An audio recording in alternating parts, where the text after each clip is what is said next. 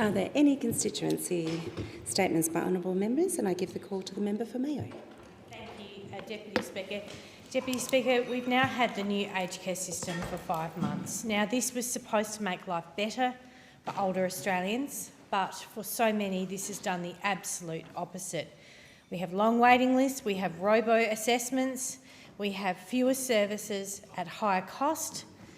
We have no cap on fees, which has allowed many providers, as soon as it turned on to 1st of November, to very significantly increase their fees. We have packages allocated at a fraction of what they should be. This whole system is an abject failure.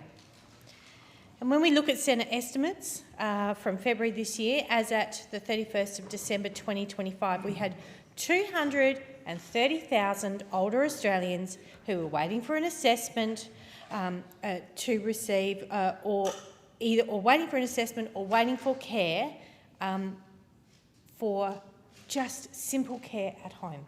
230,000 older people, 103,000 waiting for an assessment, and 131,000 who were waiting for approved funding. Now, what the government's done is they're rationing out, they're eking out that funding. 36,000 people have received interim funding of 60%, and only 129 cases out of those 131,000 the government deem as urgent. Well, I would say every single older person who has been assessed as needing care in the home is an urgent matter. Because what happens is people get sick, they end up in hospital, they end up malnourished, they end up having a fall, they end up not eating properly, not having a shower. We must turn our attention to this. If the job of the government if the job of this place, all of us in this place, is to take care of Australians with respect to older Australians, we are failing abysmally. And I just want to, I'm receiving emails every day, Deputy Speaker. Just this morning, I received an email from an elderly lady. Albo's home support is an absolute joke, which would not be so funny if I wasn't part of it. I've been in receipt of a home care package. I was upgraded to a level 4, but have recently been informed that I'm only receiving 60% of the advertised annual amount, namely 36,000 out of 63,000. This means that I miss out on vital services such as hydrotherapy, social support and meal preparation. I also don't receive necessary assistance with technology and home modifications which are necessary. Why is the government doing this to older Australians? Please, do better. Thank you, and I give the call to the member for opposite. Thank you, Deputy Speaker. And today I rise to speak about a reform that, while practical in design, is profound in impact, and that is the new Medicare urgent care clinic at Erina. Because behind every policy and behind every service, there is a moment. A mother holding a febrile child, unsure of where to turn, an older Australian in pain from a rapidly progressing infection, or a worker with a laceration, bleeding, anxious and needing care now. These are not abstract scenarios. They are real clinical presentations happening every single day right across the Central Coast. And for too long, the only door open in those moments has been the emergency department. Now, let me say this clearly and without qualification, our emergency departments right across the country are extraordinary. They are places of precision, of courage and of relentless professionalism. They are where cardiac arrests are resuscitated, where strokes are thrombolised and where polytrauma is stabilised and where lives are quite literally pulled back from the brink. The clinicians who work in these environments are among the very best our system has to offer. And they aren't the problem, Deputy Speaker, they are exceptional. But they carry a burden that they were never designed to carry alone.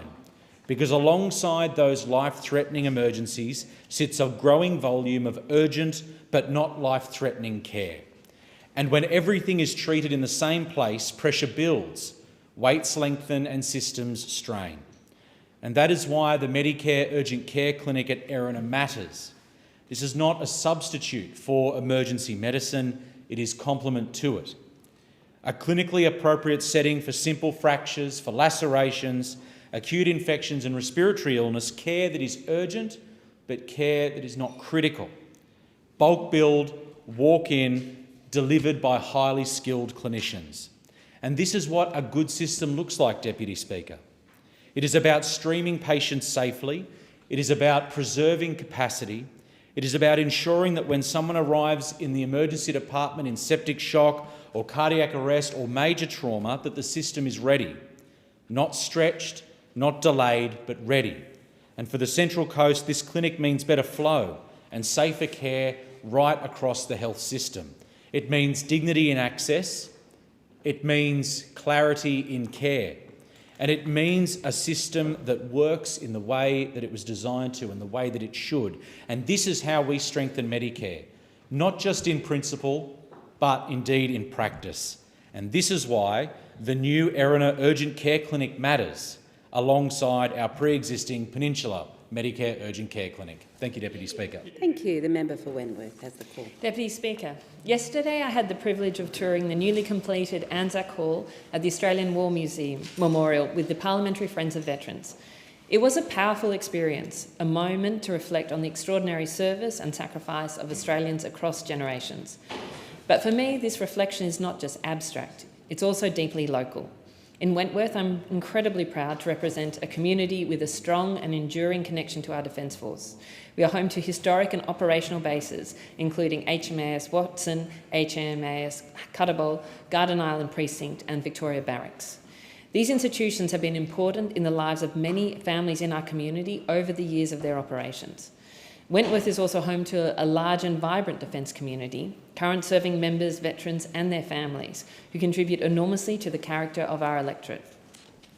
Alongside this, our local RSLs, as well as RSL New South Wales and RSL Australia, play a vital role in supporting those who've served. I particularly want to acknowledge North Bondi RSL, Rose Bay RSL, Paddo, Willaro RSL, Bronte RSL sub-branch, Bondi Junction Waverley RSL sub-branch, and just out of my electorate, the Coogee Randwick Clovelly RSL. These organisations are more than just clubs. They are places of connection, support and community. They provide advocacy and care for veterans and their families, while also creating spaces where everyday Australians can engage in our shared history. I want to give a particular shout out to North Bondi RSL, which stepped up as an operational hub in the aftermath of the anti-Semitic terrorist attack at Bondi. They demonstrated exactly what these institutions represent: community, service and care in moments of need. As we approach Anzac Day, Australians across the country will pause to remember those who've served, those who gave their lives, those who returned, and those who continue to carry the impacts of their service. But remembrance cannot be confined to a single day. Honouring our veterans means ensuring they are properly supported in their health, in their mental health, in their transition to civilian life, and in their long-term well-being. It means supporting organisations who advocate for our veterans and also our serving defence members, including the Bravery Trust, Soldier On, Open Arms, and people like the Athena Project, and so many more.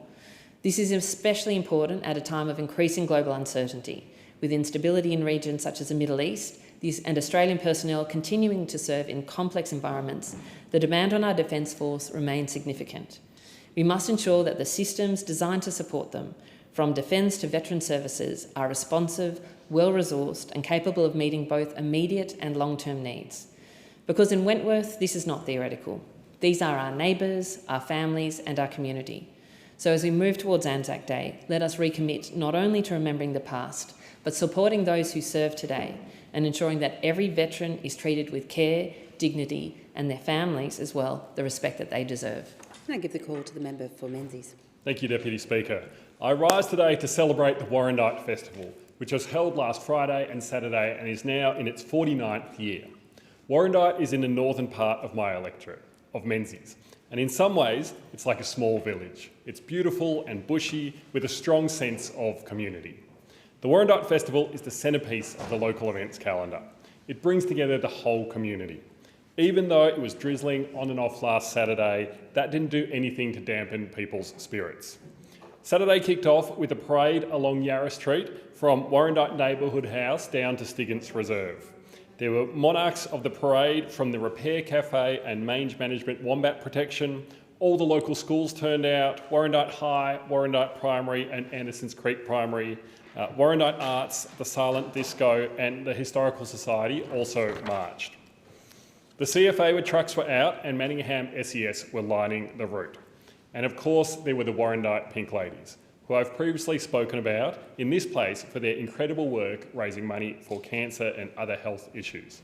They won Most Creative Float, riding on the back of a classic pickup, throwing lollies to the crowd with an arc of big pink balloons overhead.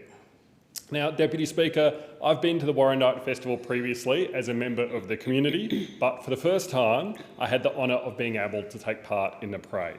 There are a number of volunteers who had kindly provided their classic vehicles to drive some of the elected members in the parade, and when I was asked, would you like to be in a classic car or a motorcycle sidecar, my immediate, maybe overly eager response was motorcycle sidecar. Once we got to Stiggins Reserve, it was great to have a chat with members of Warrandyte and South Warrandyte CFA and Manningham SES, and I also got my blood pressure and blood sugar check at Warrandyte Men's Shed stall, and stopped in at the Netball Club stall as well. Now, a really exciting feature of the day was the opening of the Slab Hut, a historic site that is a remarkably well-preserved example of an early settler dwelling. It could be 100 or even 150 years old or more, and it's managed to survive because a new house was actually built around it, and it was only discovered when that house was demolished. I'd like to thank the Warrandyte Historical Society and the National Trust for the tour and for teaching me about this fascinating local landmark. It's not very big, not much more space than for a bed and maybe a dresser. The walls were made from local clay. The roof was made from canvas. Just a really fascinating example that shows that Warrandyte is one of the oldest places for settlement in Victoria. So, of course, thank you to Dwayne Schuler and the whole organising committee and the volunteers for bringing the Warrandyte Festival together. Next year will be the 50th festival, and I can't wait to get back. Thank you, and I give the call to the member for Dawson. Thank you, Deputy Speaker. And I rise today to address a silent crisis unfolding in the heart of my electorate. The Kidney Support Network in Mackay has detailed the critical challenges currently threatening their essential transport service. This lifeline operates 6 days a week from 6 a.m. until 9 p.m. It ensures that renal patients across our region never miss the treatments they need to survive. For these patients, their service is quite literally their lifeline. But right now, the lifeline is fraying under the weight of this fuel crisis. This service is volunteer-led, and as prices at the Bowser remain at record highs, these dedicated drivers are being forced to prioritise their own survival over their volunteer roles. They simply cannot afford to stay on the road. At the same time, the Kidney Support Network is seeing a measurable drop in donations as families struggle to manage under this Labor-created cost of living crisis. They are now facing the heartbreaking reality of having to turn away new clients. If their expenses continue to climb, they may be forced to pause these critical services altogether. The Coalition led the charge in calling for fuel excise to be halved. And while I'm pleased the government followed our lead to bring some reprieve, it is clear that it does not go far enough for our charities. Our charities are so important for us. We need an immediate release of emergency relief funding and further fuel subsidies for transport-reliant charities where it is truly a matter of life or death. Our families and their small businesses are already wearing the burden of this economic pressure, and we cannot ask our volunteers to shoulder the rest. A commitment must come from the government to support these essential services. We must ensure that the most vulnerable people in Dawson are not left stranded, because in our region, we can simply not afford to let the wheels stop turning. Deputy Speaker, as we head home to our electorates, I hope that the only division this weekend is whether fruitless hot cross buns should be banned from the oven. To my coalition mates, to the government, the crossbench and the Senate, I wish you all a whole renewal and unity and peace. I also want to give a massive shout out to the legends who keep Parliament House ticking. Our clerks, our attendants, our cleaners, our security and our hospitality staff. And to our staff, it truly does take a village to run this big house, and we appreciate everything you do for us.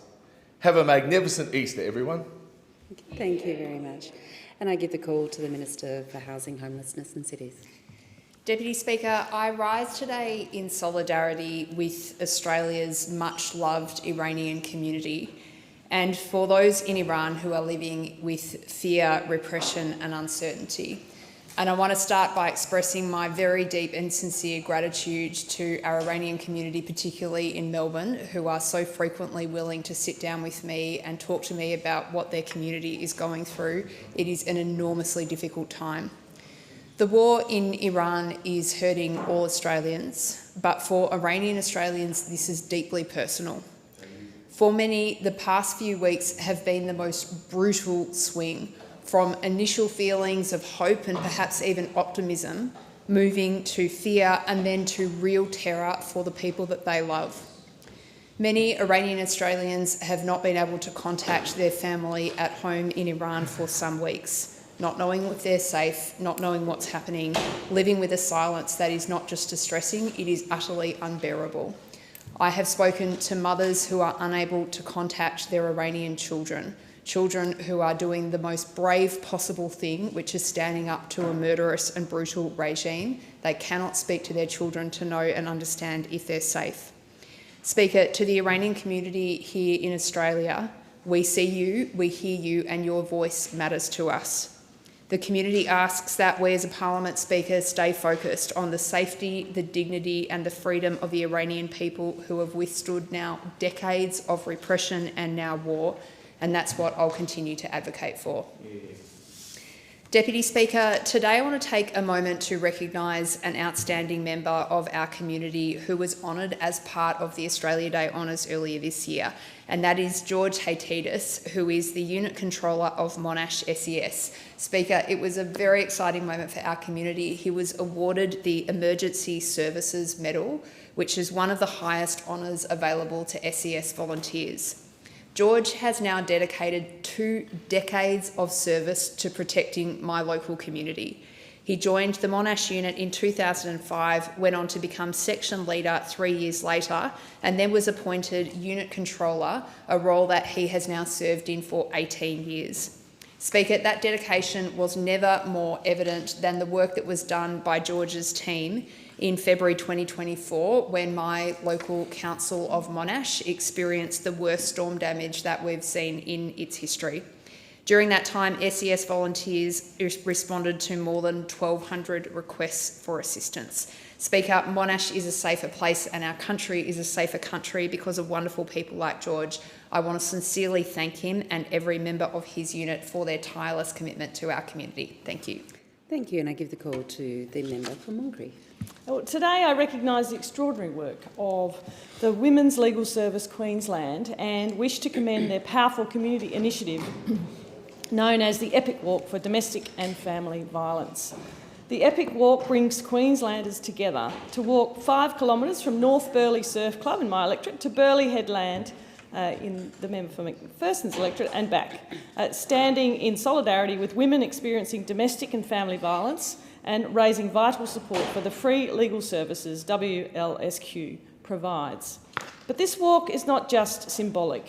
It's necessary, Deputy Speaker, because the reality is indeed confronting.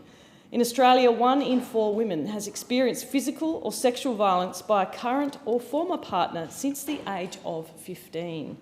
In Queensland, the situation is equally alarming. Domestic and family violence now accounts for more than half of all assault offences.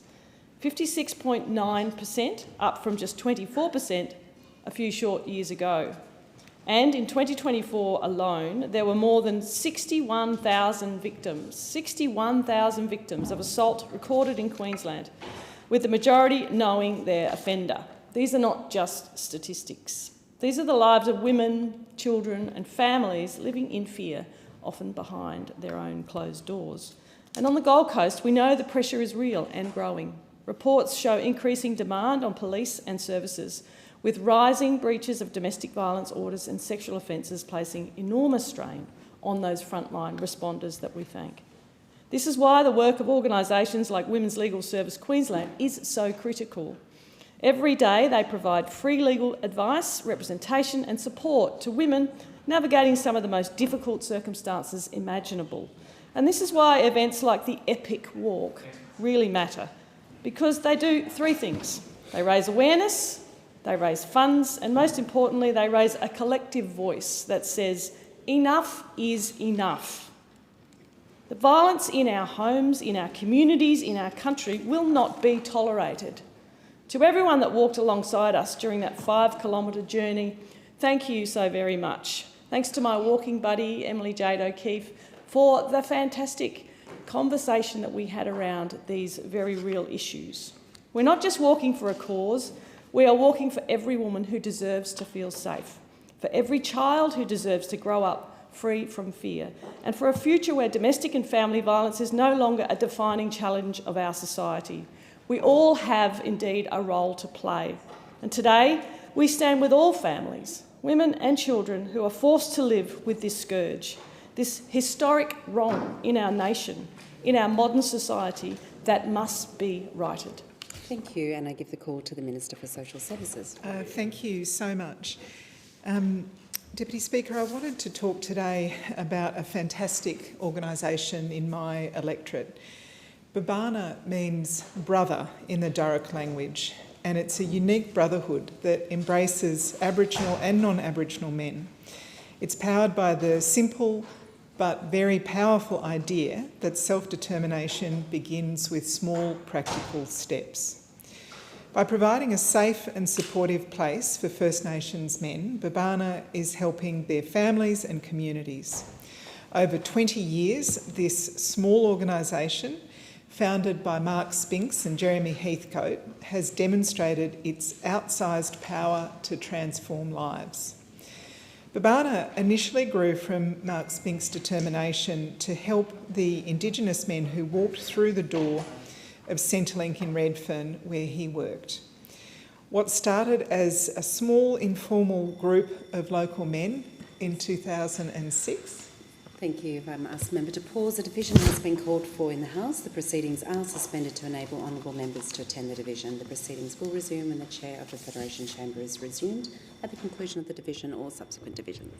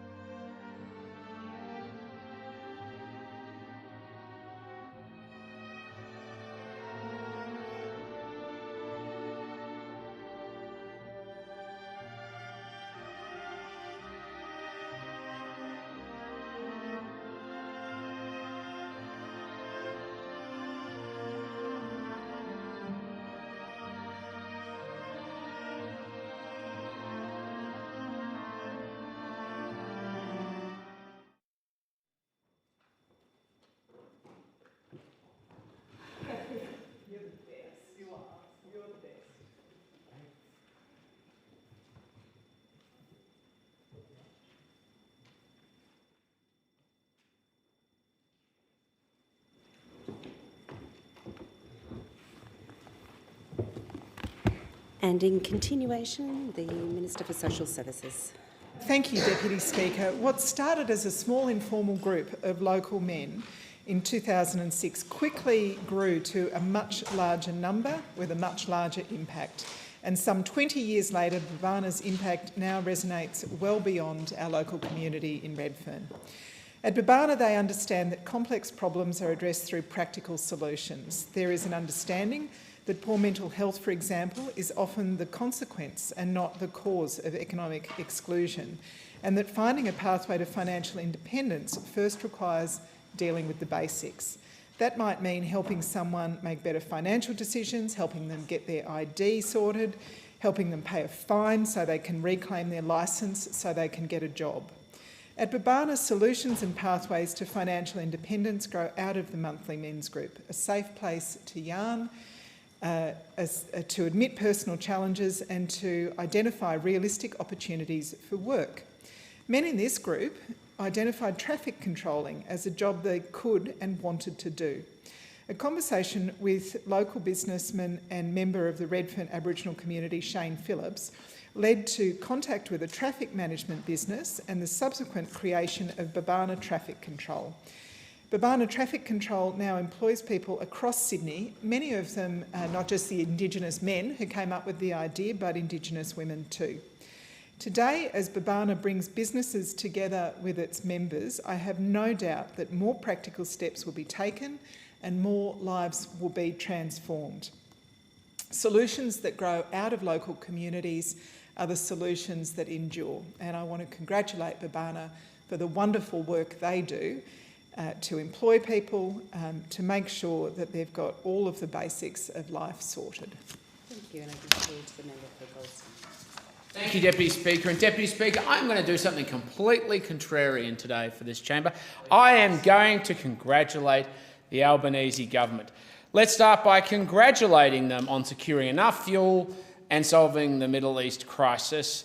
Australians don't have to worry about fuel. Everything is fine.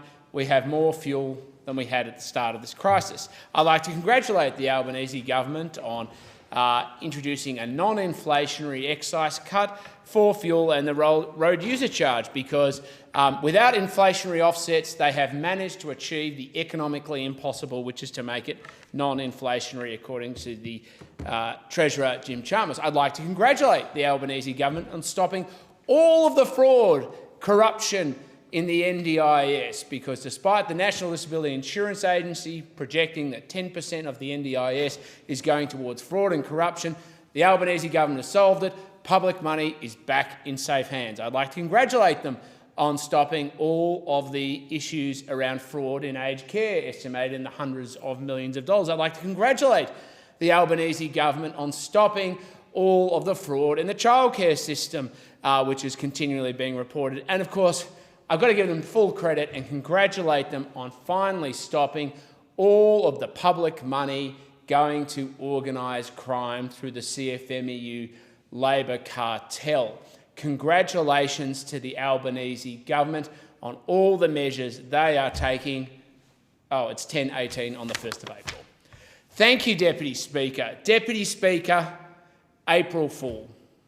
April Fool the Australian people for understanding the for the reality of the Albanese government, because what we know full well under the Albanese government is the scale of the price Australians are now paying. We've seen the highest public spending in 40 years outside of a recession and a pandemic. We've seen inflation continue to rise despite the government saying that we have turned the corner. We've had 14 interest rate rises under Labor, and Australians continue to pay the price of the Albanese government. We're $27,000 more in the cost of a mortgage each year. At the same time, we've seen debt race towards $1 trillion. It started under the Padawan Treasurer and now the Treasurer, where we're seeing up to $50,000 a minute just to service that debt. Australia's had a decade of lost productivity, where the only economic improvement has come as a consequence of population growth, and standard of living continue to decline. And as we head towards the federal budget, so many Australians are going to look at this budget and say, am I going to be better off after the federal budget? And the truth is, at the moment, the only thing they're going to get is higher taxes to pay for organised crime. And I give the call to the member for Cunningham. Thank you, Deputy Speaker. I am so proud to represent the vibrant and multicultural Illawarra, where diverse communities enrich our region with celebration, life and colour. I recently attended the 47th anniversary of the founding of the Australian Philippine Association's Illawarra chapter. From vibrant music and dance to delicious food and rich traditions, their work proudly showcases Filipino heritage and adds so much to the cultural fabric of the Illawarra. The association does outstanding work organising events and keeping the community connected, both online and in person. Thank you to President Estrella McKinnon, Secretary Erna de los Reyes and the amazing Management Committee for everything they do to foster and strengthen the Filipino community's connection to the Illawarra. Wollongong also has a new Nepali and South Asian grocery store, Namaste Mart, a welcome addition to our multicultural landscape and a great way for locals to discover new flavours or reconnect with familiar ones. I was delighted to attend their grand opening recently. Businesses like this help to share traditions, celebrate diversity and bring people together through food. Congratulations to owners Uzi Bagati, Shan Bagale and Rojan Bhatta, and welcome to the Illawarra small business community. I was also honoured to recently attend the enshrining of the sacred relics of Venerable Master Xing Yun at Nanting Temple in Berkeley recently. Venerable Master Xing Yun was a renowned Chinese Buddhist monk, teacher and philanthropist who founded the Fo Guangshan Buddhist order. He was a leading proponent of humanistic Buddhism, which seeks to integrate Buddhist teachings into everyday life and promote compassion, wisdom and kindness for all living beings.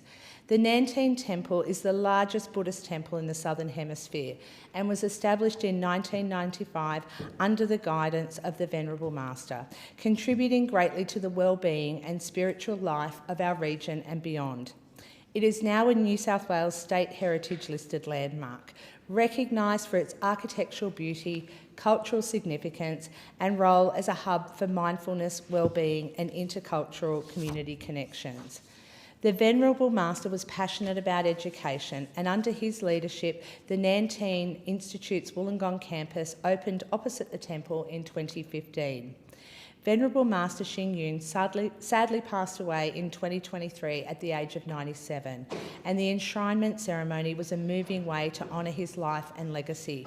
Thank you to Venerable Hui Kai, Venerable Man Kao and Venerable Miao Yu of Fo Guangshan for their efforts organising this enshrinement ceremony and for ensuring the Master's wisdom and compassion continues to be passed down to future generations. Thank you, and I give the call to the member for Hinkler. Thank you, Deputy Speaker. Consumer confidence has now fallen to its lowest since records began. Regional areas like Hinkler need urgent support for the tourism and local business sector. In the aftermath of devastating floods and amidst the unfolding fuel crisis, many are feeling the pinch under this government. Delivering hope on the eve of Easter is the rollout of Bundaberg Tourism's new campaign, which captures what locals already know and love about the Bundaberg region, a place that's closer than you think and greater than you imagine.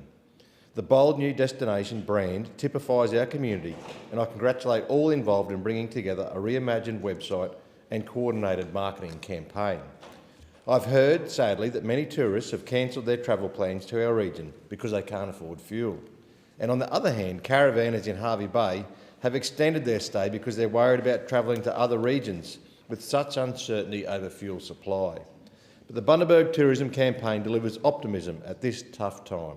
It shares a story shaped by locals, for locals, and now shared with the rest of Australia.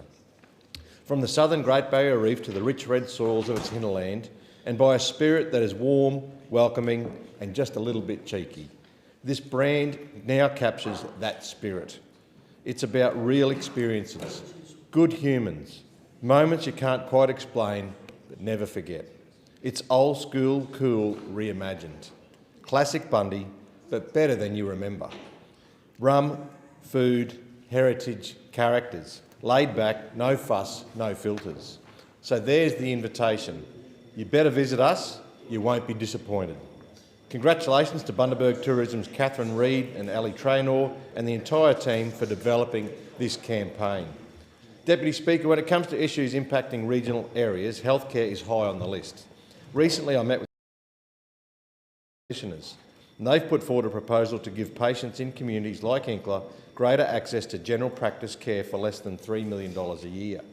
The Pathways to Rural program would fund GPs from major cities to spend 4 weeks each year providing care in the country, allowing them to trial rural general practice, build on ongoing relationships with patients and communities, and train in the medical skills that they most need.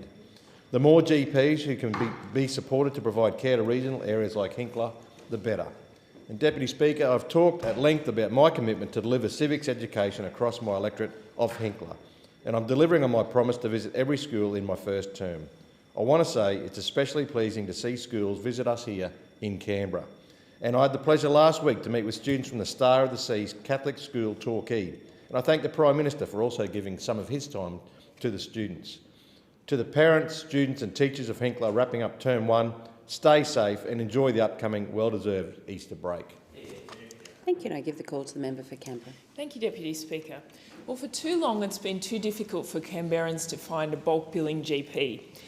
We've been listening to them, and I'm proud that our government has been able to deliver extra support to Canberra to ensure that we can boost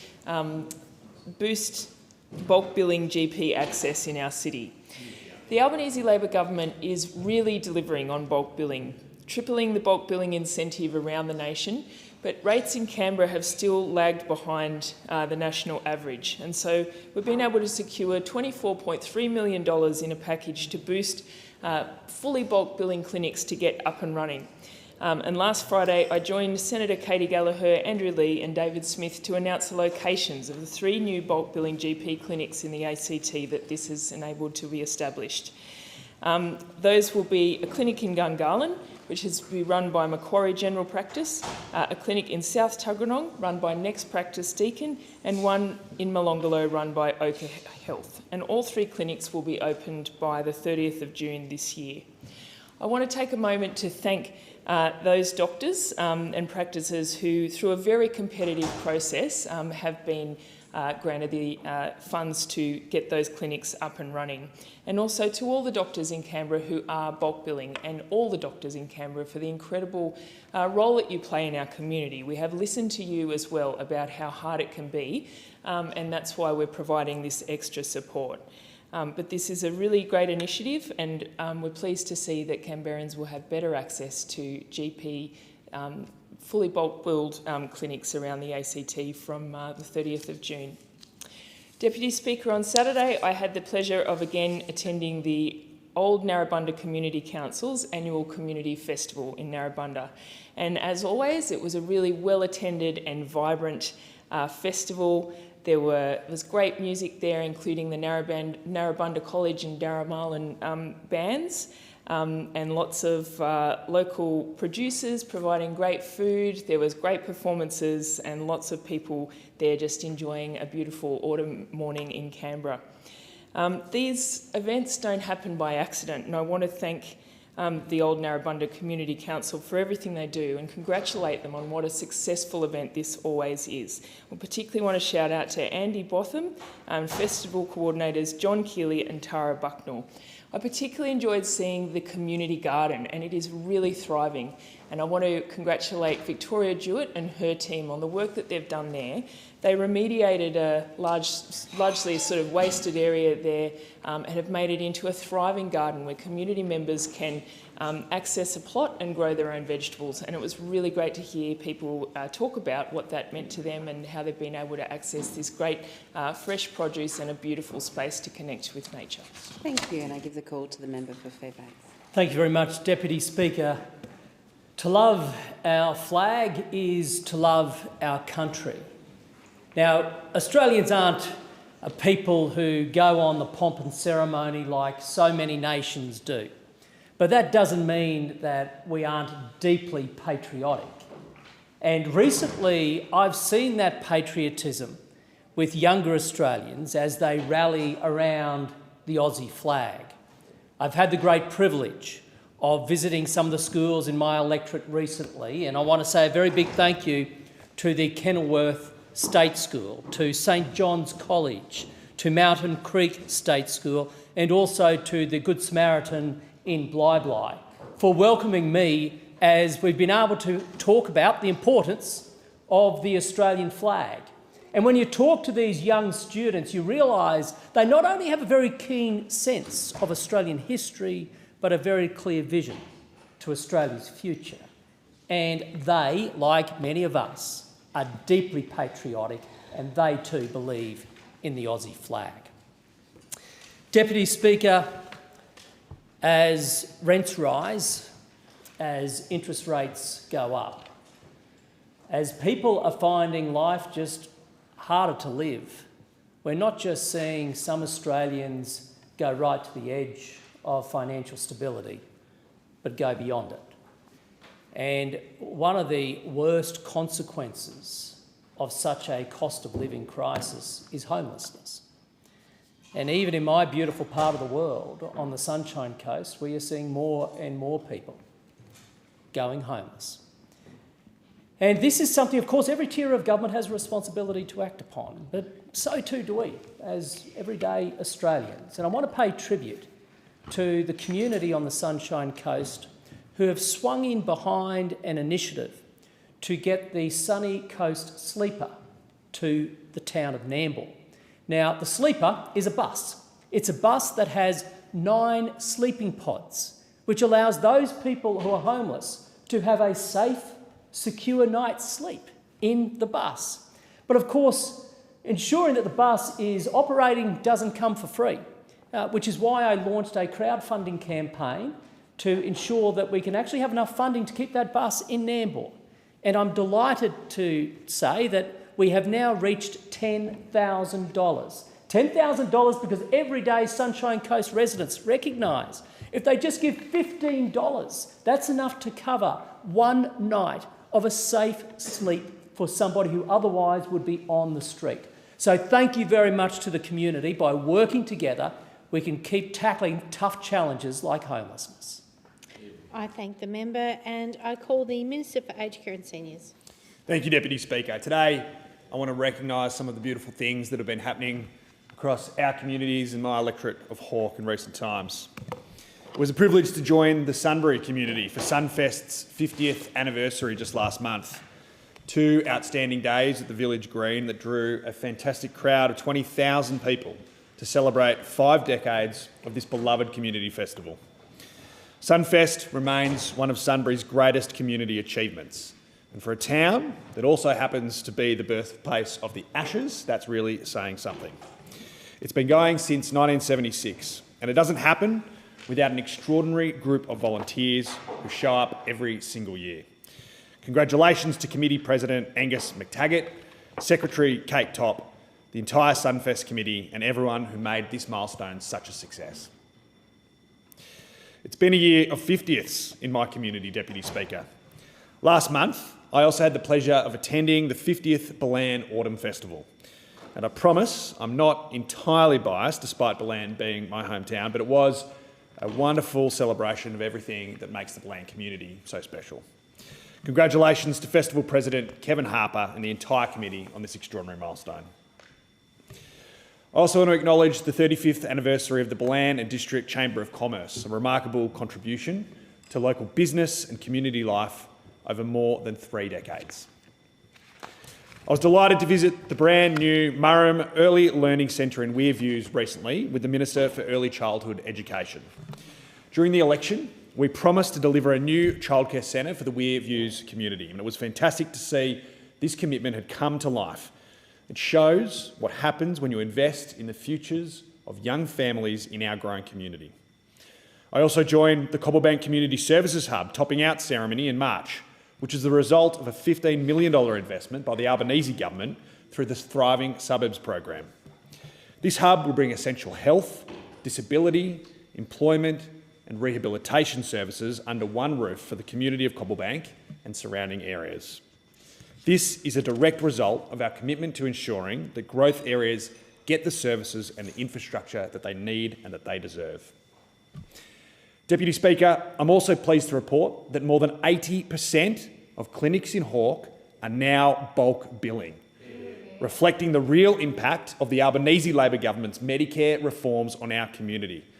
I'm pleased to do so in the presence of the Minister for Health, Mark Butler, who's done extraordinary work across government to make this a reality for people across our community. Thank you, Mark.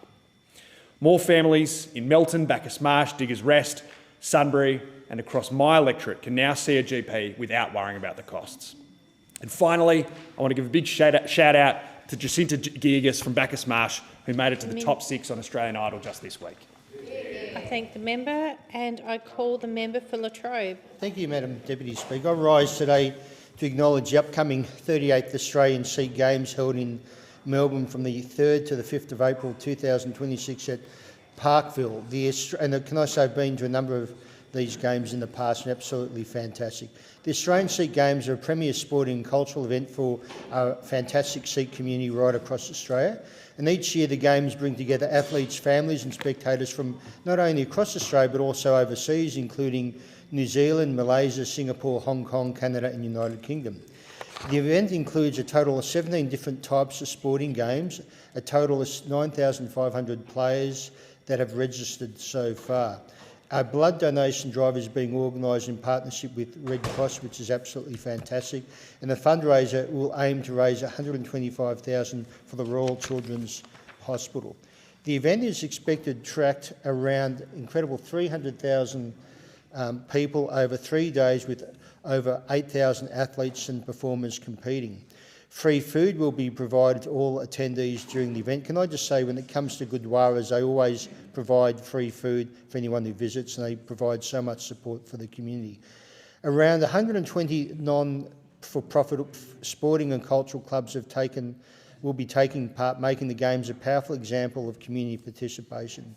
Congratulations to the Melbourne Sikh Games Organising Committee for all their incredible hard work and effort you put in making the Games a success year after year in Melbourne, and including President Jagjit Singh Chakka, Senior Vice President Rumpinder Brar, Vice President Arashdeep Singh, Kulwant Singh is a good friend of mine, Gurpreet Scholar and Muskan Saraya, Secretary Udesh Vidri and all the other committee members, and all those will be supporting. Can I just say too, I was very proud prior to the last election that if a elected Liberal government would commit $450,000 to support the Sikh Games, and I was very glad to see the government also match that funding. So they're desperate for funding because they have so many volunteers. The success of the game also relies on hundreds of those volunteers I spoke about, along with support from local businesses, sponsors and community fundraising.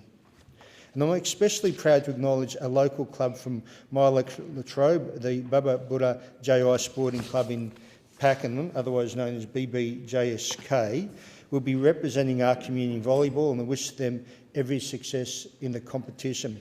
I congratulate BBJSK executive team, Onkar Singh Sakam, Jagdeep Singh and Charan Singh, and for their friendship over the years, and also for their leadership and hard work. Their efforts support young athletes and help promote healthy lifestyles, discipline and unity. Wish all the competitors, volunteers and families a safe, successful and memorable Games in Melbourne next month. Thank you. I thank the member and I call the Deputy Leader of the House, Minister for Health and Ageing, Disability and the National Disability Insurance Scheme. Thank you, Deputy Speaker. Today I want to talk about the government's agenda for strengthening Medicare. It won't be of any surprise to Australians to know at the core of that agenda is turning around the bulk billing rates that were in absolute freefall when we came to government in 2022. For Labor, bulk billing, being able to see a doctor whenever you need to rather than when you can afford to, has been the beating heart of Medicare. And we've been fighting that fight for 4 decades. I'm sitting next to the member for Macarthur who started practice on the first day of Medicare's introduction, and even back then we had to fight for bulk billing, fight against a Liberal Party who, in John Howard's words, said it was an absolute rort, and frankly fight against doctors' groups at the time as well.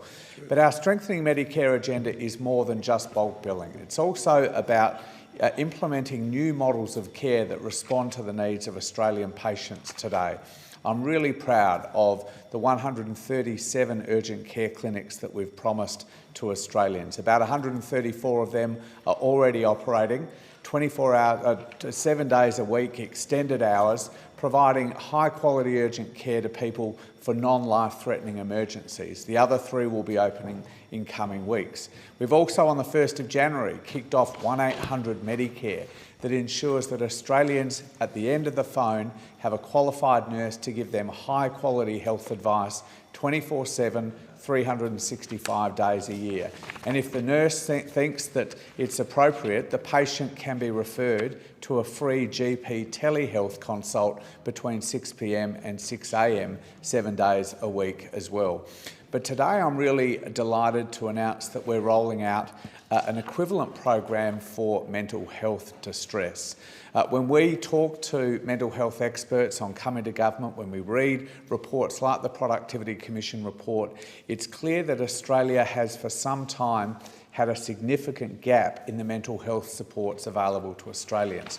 And that gap is for relatively low intensity support for moderate levels of distress. This can often be as a result of one of those life events we all go through, relationship breakdowns, job losses, bereavements and such like.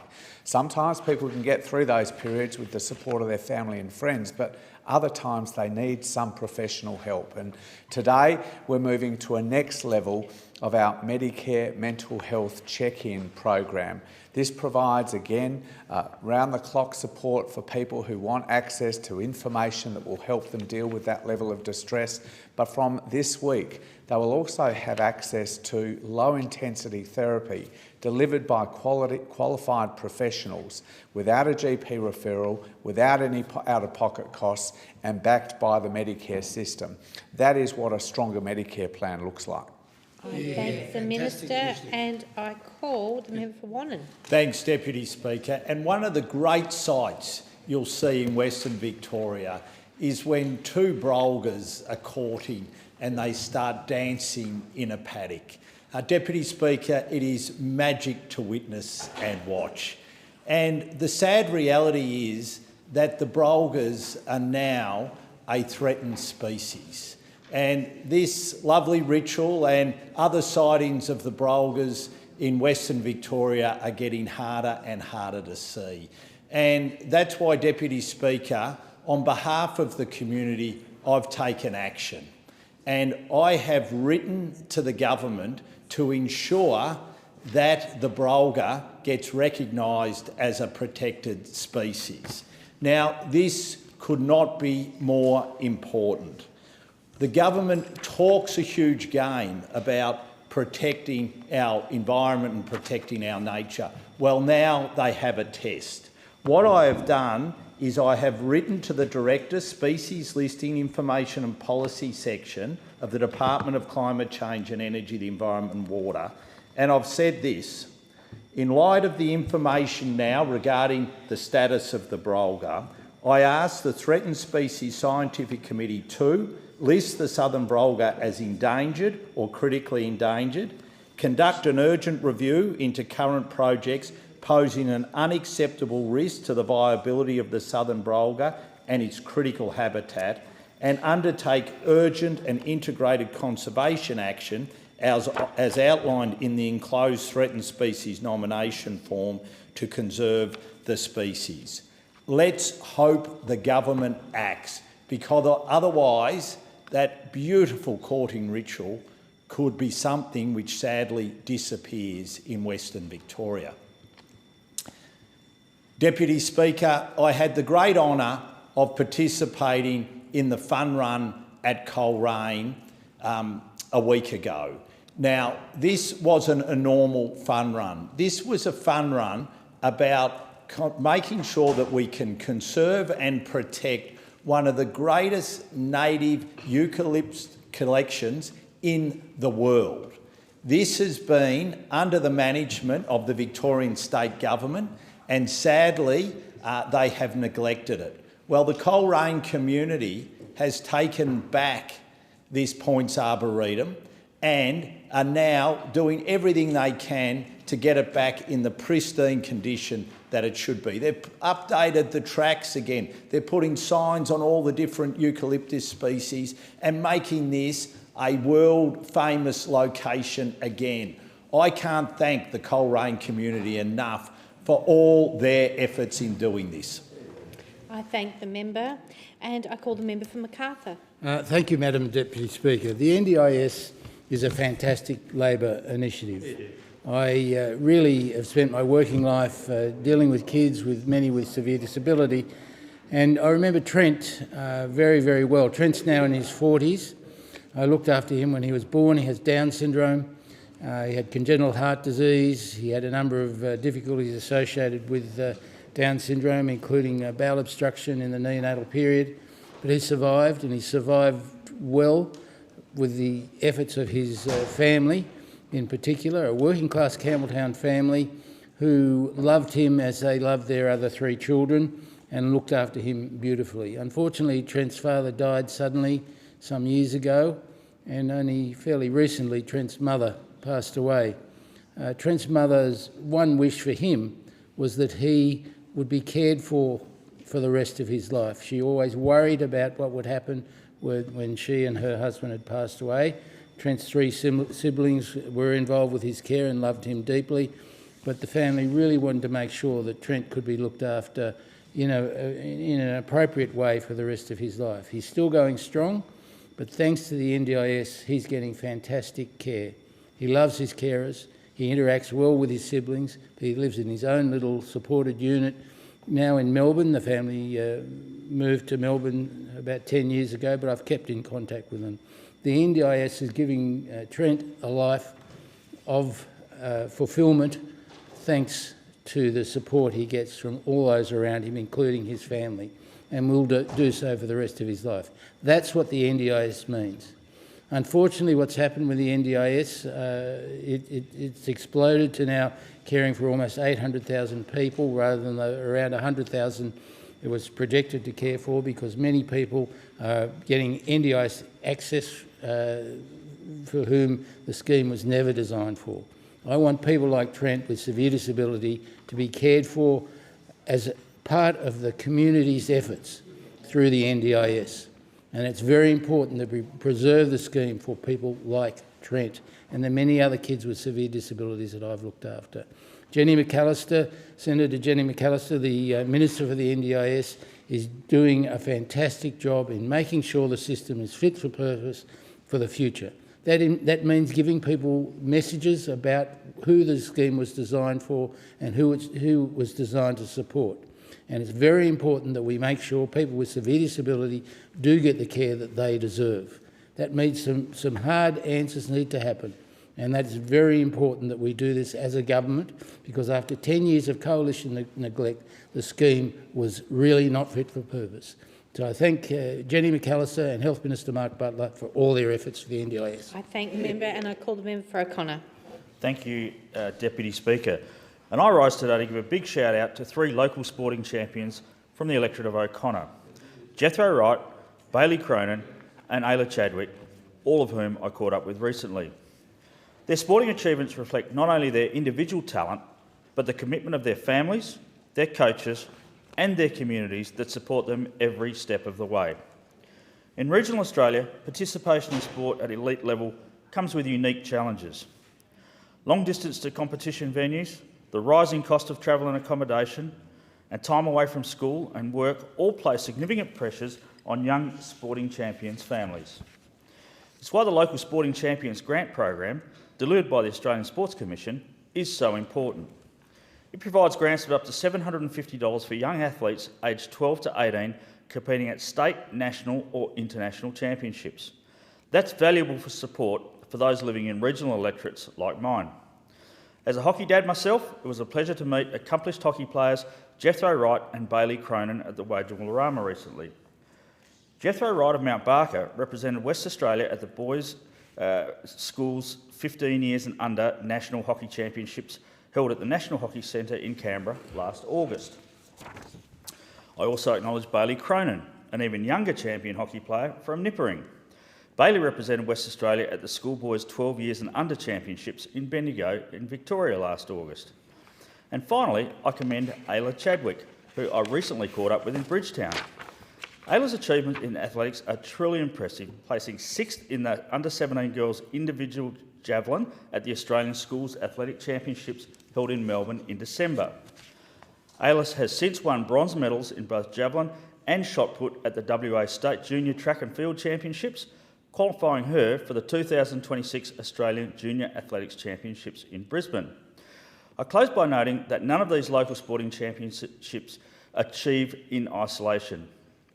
They reflect the determined commitment of not only the athletes, but also the parents who incur significant out-of-pocket costs so their kids can pursue their sporting dreams. That's why the local sporting championships grant program is often so oversubscribed in O'Connor. I take this opportunity to advise that round 4 is now open, with applications closing on the 30th of April. I strongly encourage eligible families and young athletes to apply. These grants make a tangible difference for regional families and help ensure that a young person's postcode does not limit their potential. I congratulate Jethro, Bailey and Ayla on their sporting achievements to date and look forward to following their sporting careers into the future. I thank the member.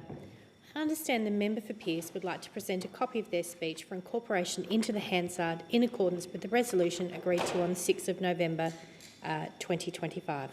That's great. Thank you, Deputy Speaker. I thank the member for Pearce, and the attendant will now accept speech. I thank the member for Pearce. It's been received by the clerk. And I call the member for Kingsford Smith. Thank you, Speaker. The conflict in the Middle East is having real consequences here at home. It's pushing up global fuel prices and putting pressure on Australian families, farmers and small businesses. And I want families and businesses in the community I represent to know that I hear you and the government is acting to provide you with as much support as possible. We're acting to ensure that we can continue to supply fuel to the Australian market and that prices are as low as possible. We're keeping fuel flowing and helping shield household budgets from the worst of the global uncertainty. We're working to get more fuel into the country and to get it where it needs to go.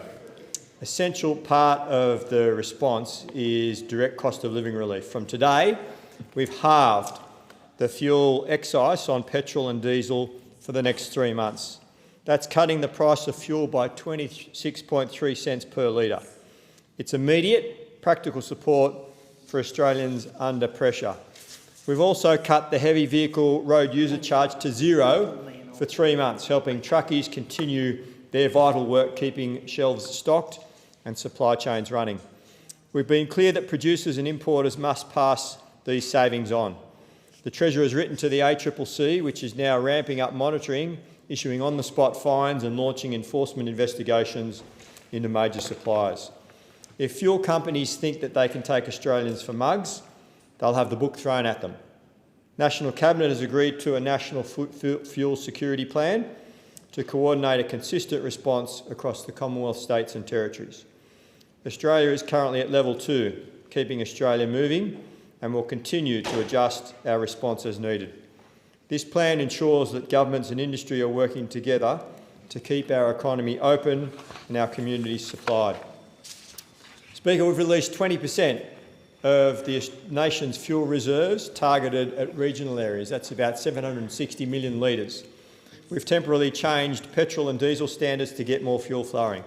And we've appointed a fuel supply task force coordinator, Anthea Harris, to strengthen coordination across government sectors.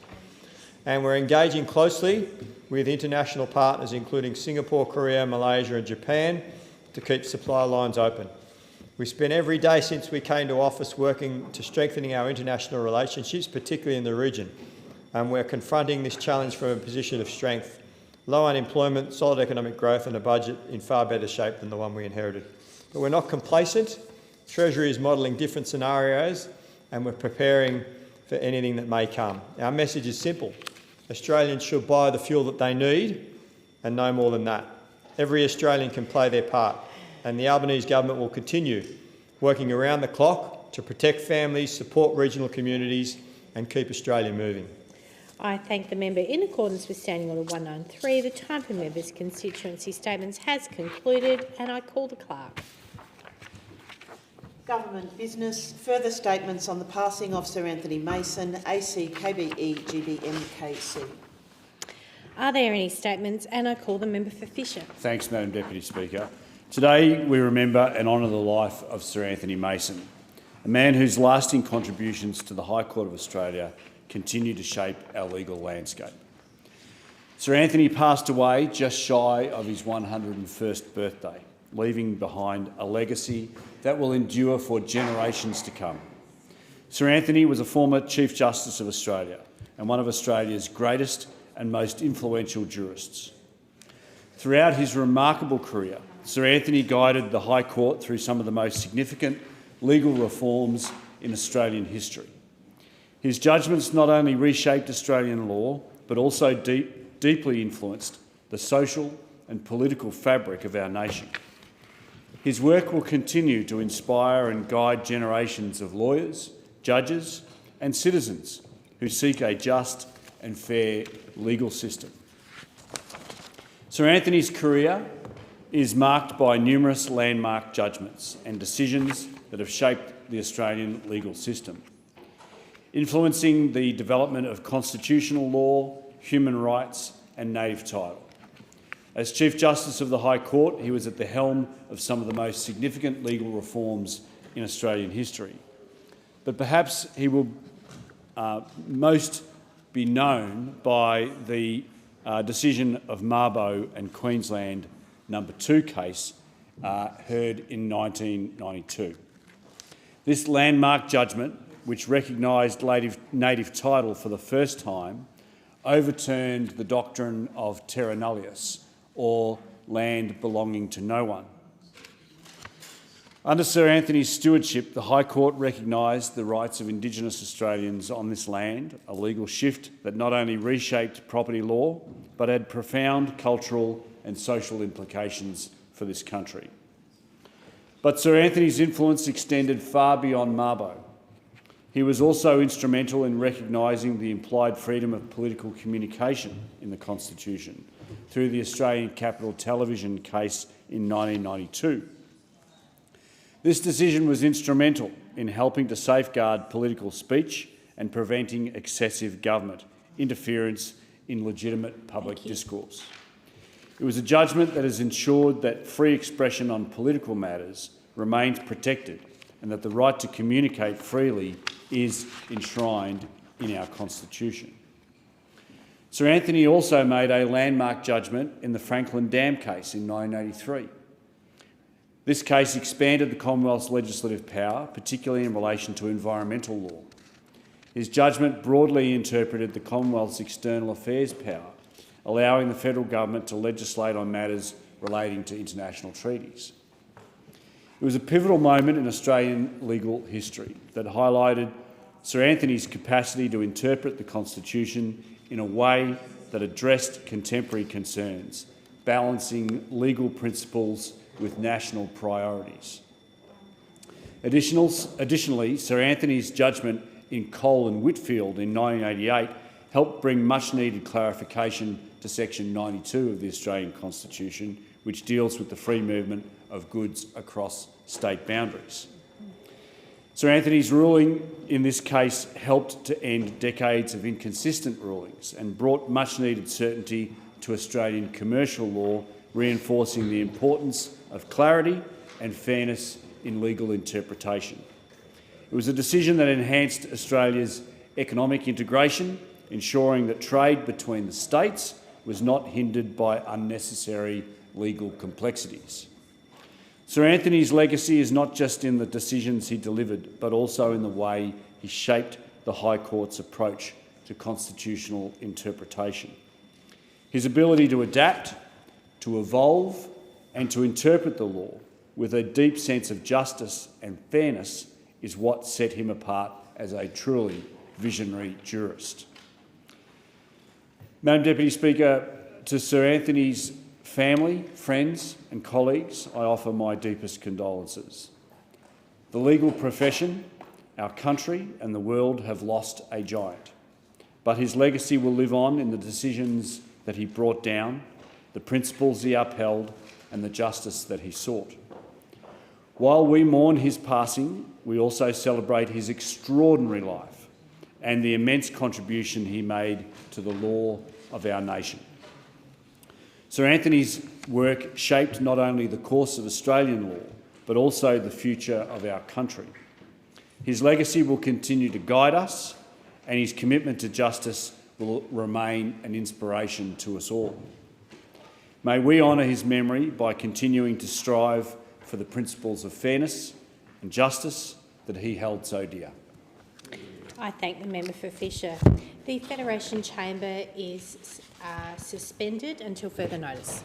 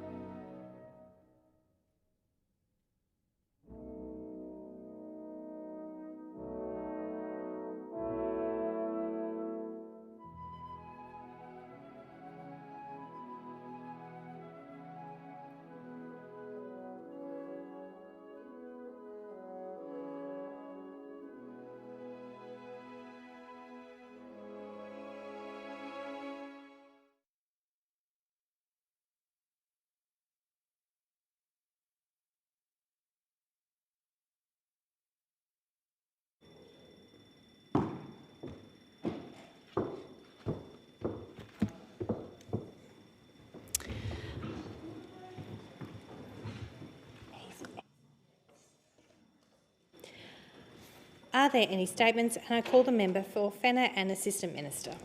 Thank you, Deputy Speaker. It is a pleasure to rise to pay tribute to Sir Anthony Mason, one of the most distinguished jurists Australia has ever produced. As an associate on the High Court of Australia to Justice Michael Kirby, I had the privilege of coming to know Sir Anthony Mason somewhat.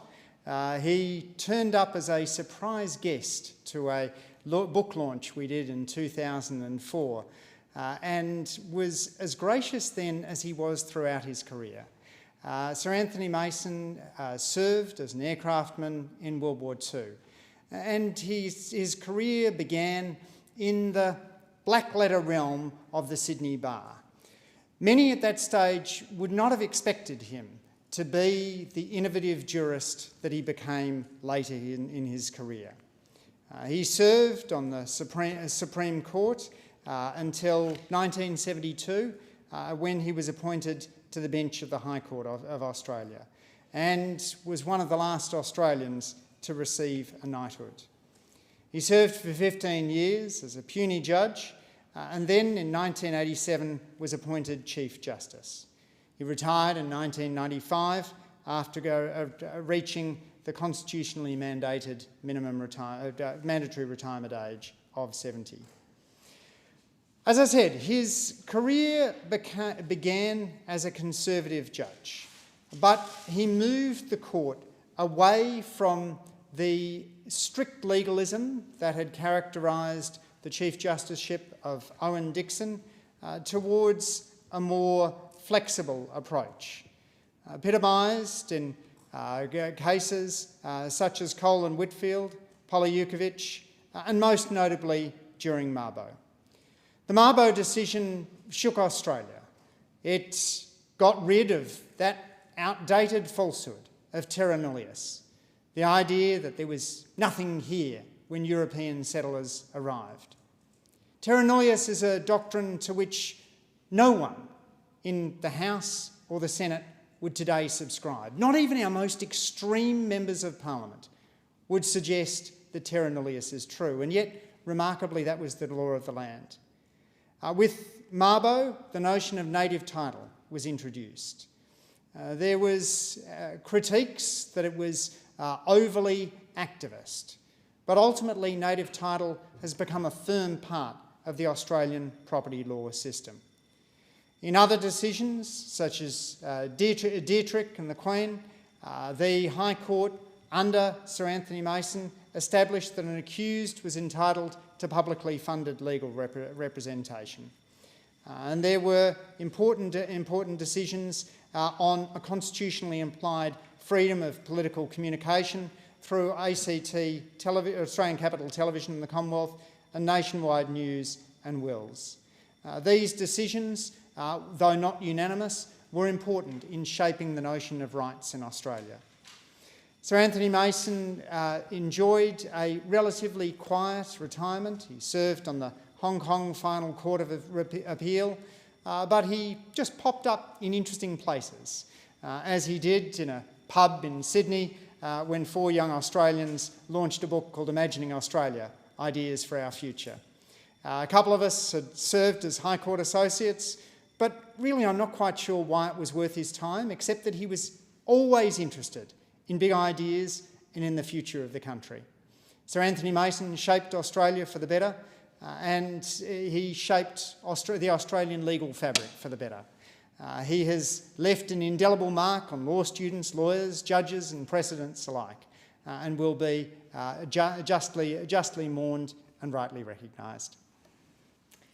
I thank the Assistant Minister, and the Federation Chamber is suspended until further notice.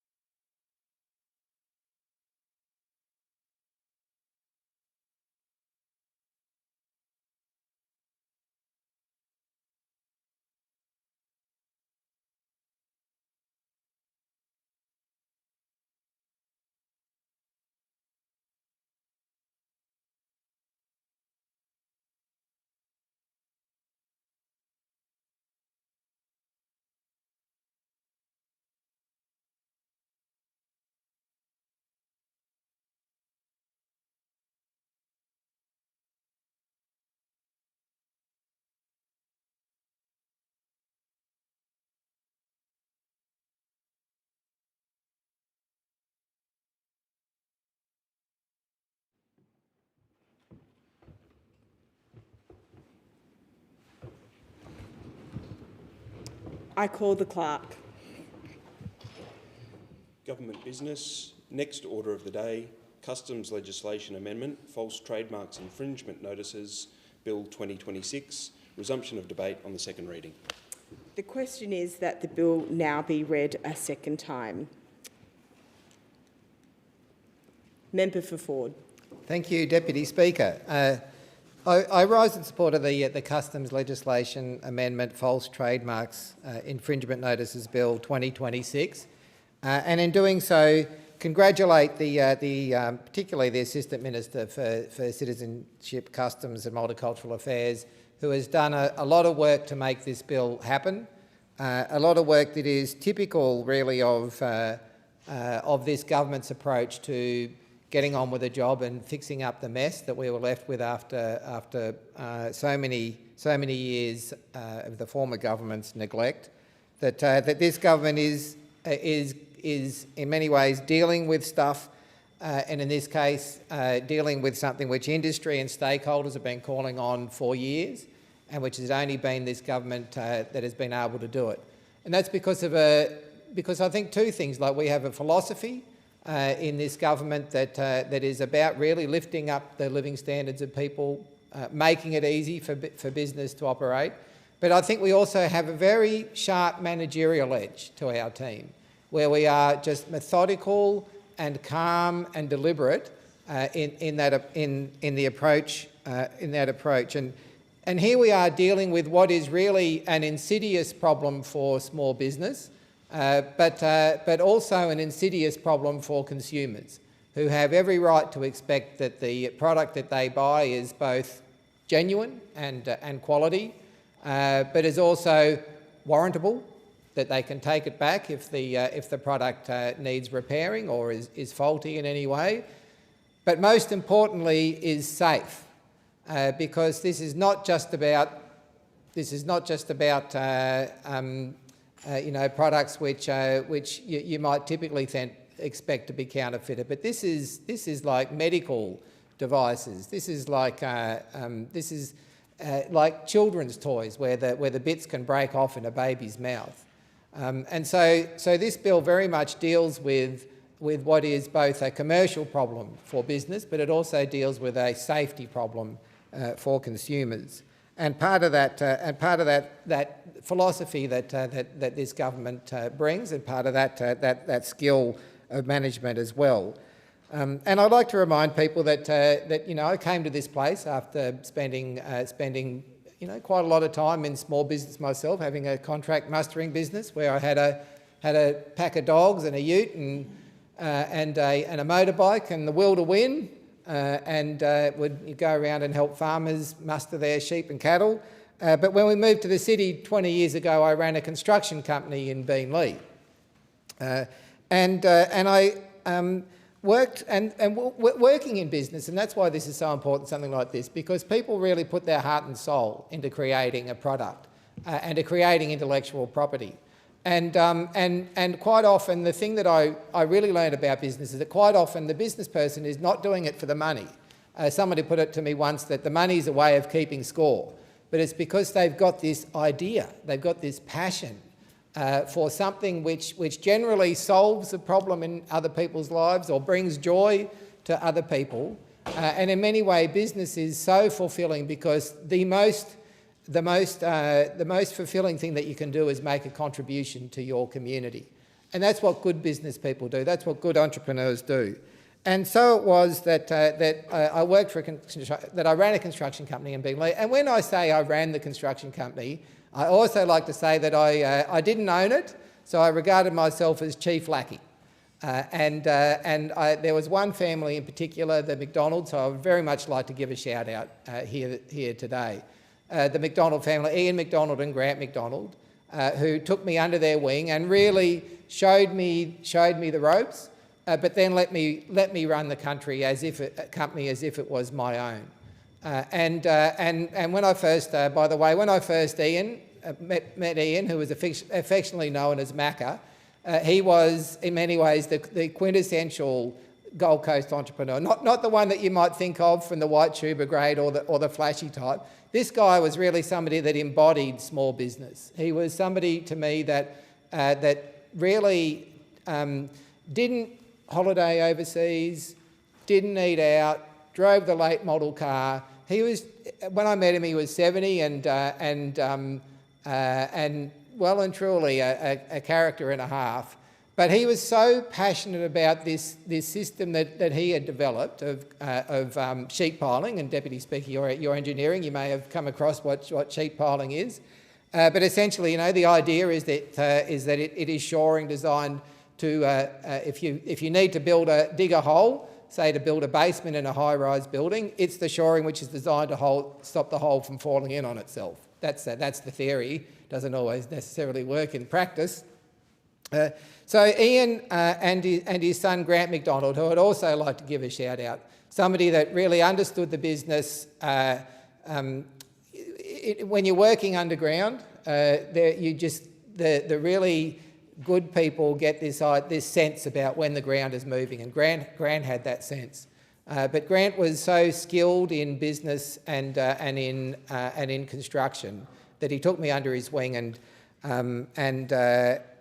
really, taught me so many things about business. And so they'd actually developed this product, which was designed by them, which had been tested at the Griffith University, which had been tested by a local engineering firm, I think Howe Engineering, and so this locally Australian designed, Australian made, Australian installed product, which they had spent hundreds of thousands of dollars patenting it and trademarking. By the time I come along, their business had been running for 20 years or so. By the time I came along, one of my jobs was to sit in the meetings with Trademark, with the patent attorneys and with the lawyers to try and work out how to stop the competition from ripping them off. They had the sheet piling and without going into too much of engineering, but they also had an anchoring system where they'd sort of, for want of a better word, had this sort of like 20 centimetre diameter screw head which would tie into the sheets, basically pull the sheets back into the ground as an anchor. And you had these cowboys ripping them off, copying their exact design. And so not only was it poorly counterfeited, but it was also poorly installed. And I remember the consequences of their competitors doing exactly that. There was a job in Sydney where they were digging a hole next to, I think it was a post office, and the wall collapsed, the post office started to move, and the customers and the workers in the post office were fleeing for their lives as the glass was breaking all around them. And so that was an example of what had happened when their product was poorly counterfeited and poorly installed. And so my job was to sit in those meetings with patent attorneys and with the lawyers to work out how to stop the competition. And because the only way to do it was through civil action, it would have cost hundreds of thousands of dollars to take that action, and with no guarantee of there being success. And that is the sort of example of what companies in Australia that have the trademark have to do under the current system. They have to take the civil action themselves, something which the estimate from the legal stakeholders who took part in this quite extensive consultation process estimated at somewhere between $200,000 and $500,000 to take that civil action themselves. And so this government is doing the right thing by relieving that burden, and will be able to fine the companies which are caught importing counterfeits themselves, which is, as I say, something that that industry and stakeholders have been calling for years, but have only recently. It is only this government that is able to deliver it. It is, of course, that, as I say, that it is typical of this government's philosophy and its managerial skills that we're able to do this. The one thing that I learned about by running a business, which I don't think the member for Goldstein's ever done, is that there are two. In fact, I love the saying that you run a country like you run a company, because there's two ways to run a company. One is to invest in your plant and your people, and the other is to delay the maintenance, to strip out the profits and to run it into the ground. That latter is exactly what the opposition does. That's why on detail like this, it was just left to go. But not just on detail like this. It's their opposition to free TAFE. It's their opposition to bulk billing. It's the fact that they don't want to invest in their people or in the infrastructure of this country that has created the problem that we're dealing with now. And so it is that through this sort of work, the government is really getting on with the job that was left to us to do. And so, as I say, it is not just a case. The first thing to make also about this legislation is that it is not about somebody getting off the plane in Bali with a fake Hermes bag. That's not what this legislation is going to capture. But some of the examples where people, organised crime and effectively illegal operators are bringing in something such as, for example, Ozempic. So there's one case study here where the TGA and Border Force intercepted fake Ozempic pens, believe it or not, stopped before they could reach consumers. But there was one case reportedly where an individual had used this Ozempic and almost killed themselves, almost died, because it was full of insulin. And there's another example there last year where counterfeit Labubu dolls, and anybody who has a child would probably know exactly what a Labubu doll is. I'm not sure why anybody would want to counterfeit them, but you know, they're attractive. Well, attractive may be, looking like Labubu dolls perhaps, but when the child, imagine because of the poor stitching and because of the poor construction of these dolls, they broke apart. They would break apart literally in a child's mouth and become a choking hazard. And there were examples there where these dolls also contained harmful chemicals because of the way that they were constructed.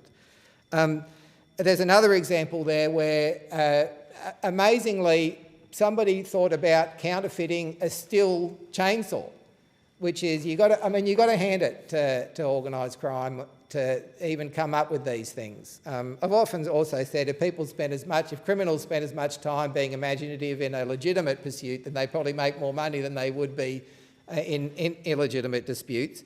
But they made these counterfeit chainsaws, believe it or not, which were sold online for just a little bit cheaper than what you'd buy a genuine article for, to make it, I guess, even more convincing. When they found one of these counterfeit chainsaws and unwrapped it, the safety handle actually snapped off as they were unwrapping the chainsaw, and extraordinarily, somebody almost got this into the country, and people would have been able to buy it. And as I say, it's not just that gut-wrenching feeling that you would get by realising that the Hermes bag you got is not actually Hermes. This is actually something that is not only something that you can't take back, not something that you can't take back when it breaks, but this is something which literally could kill you. And so this government is to be commended for doing the work that the previous government didn't do. It is part of an overall strategy to lift the living standards of all Australians, and to do it in a methodical and deliberate way, which stands in stark contrast to the utterly chaotic way that the government was run under the now opposition. Because, as I say, because of the philosophy that we have of investing in our plant and in our people, of investing in the systems, of taking and of our philosophy of managing properly, just as I would have learned in a construction company, that it is important to get those details right. It is that sort of approach through consultation, through listening to what industry and what stakeholders want, to making it happen and to deliver, is a hallmark of this government. The ministers to be congratulated, the assistant ministers to be congratulated for his work, and I commend the bill to the House. I call the member for Goldstein. Could I ask a question, Speaker? Can I just clarify, which legislation are we speaking? Are we speaking on the trademarks one? Custom Legislation Amendment, False Trademarks Infringement Notice Bill 2026. Okay. All right, thank you. Well, thank you very much, Speaker, for the opportunity to speak on this legislation. Of course, we all believe fundamentally in making sure that we have legislative arrangements in place so that Australia's intellectual property framework continues to operate confidently and works to respect the property rights of rights holders. I was fascinated by the delusional speech by the member previously in reflecting on the state of trademarks and the operational problems around organised crime taking advantage of illicit products imported into this country, particularly when the Labor Party has been central to financing through government organised crime for things like illicit tobacco. And so I believe very strongly in trademark protection, but the solution from the Labor Party in these areas has been to strip products of their trademarks so that they can create a generic product so that they can increase the chances of not just extracting record profits for organised crime, but in addition to that, to fuel and build out the infrastructure necessary for organised crime to thrive. I've said this before previously, Deputy Speaker, legislatively, there has never been a better time for organised crime than under the Albanese government. They're securing record profits, and when they're securing them in the black market, and there are direct incentives because of government policy to do so. Normally the response from a government would be to snuff out those pathways for people to secure record profits through organised crime. We have a slightly different situation under the Albanese government. What is your point of order? What is your point of order?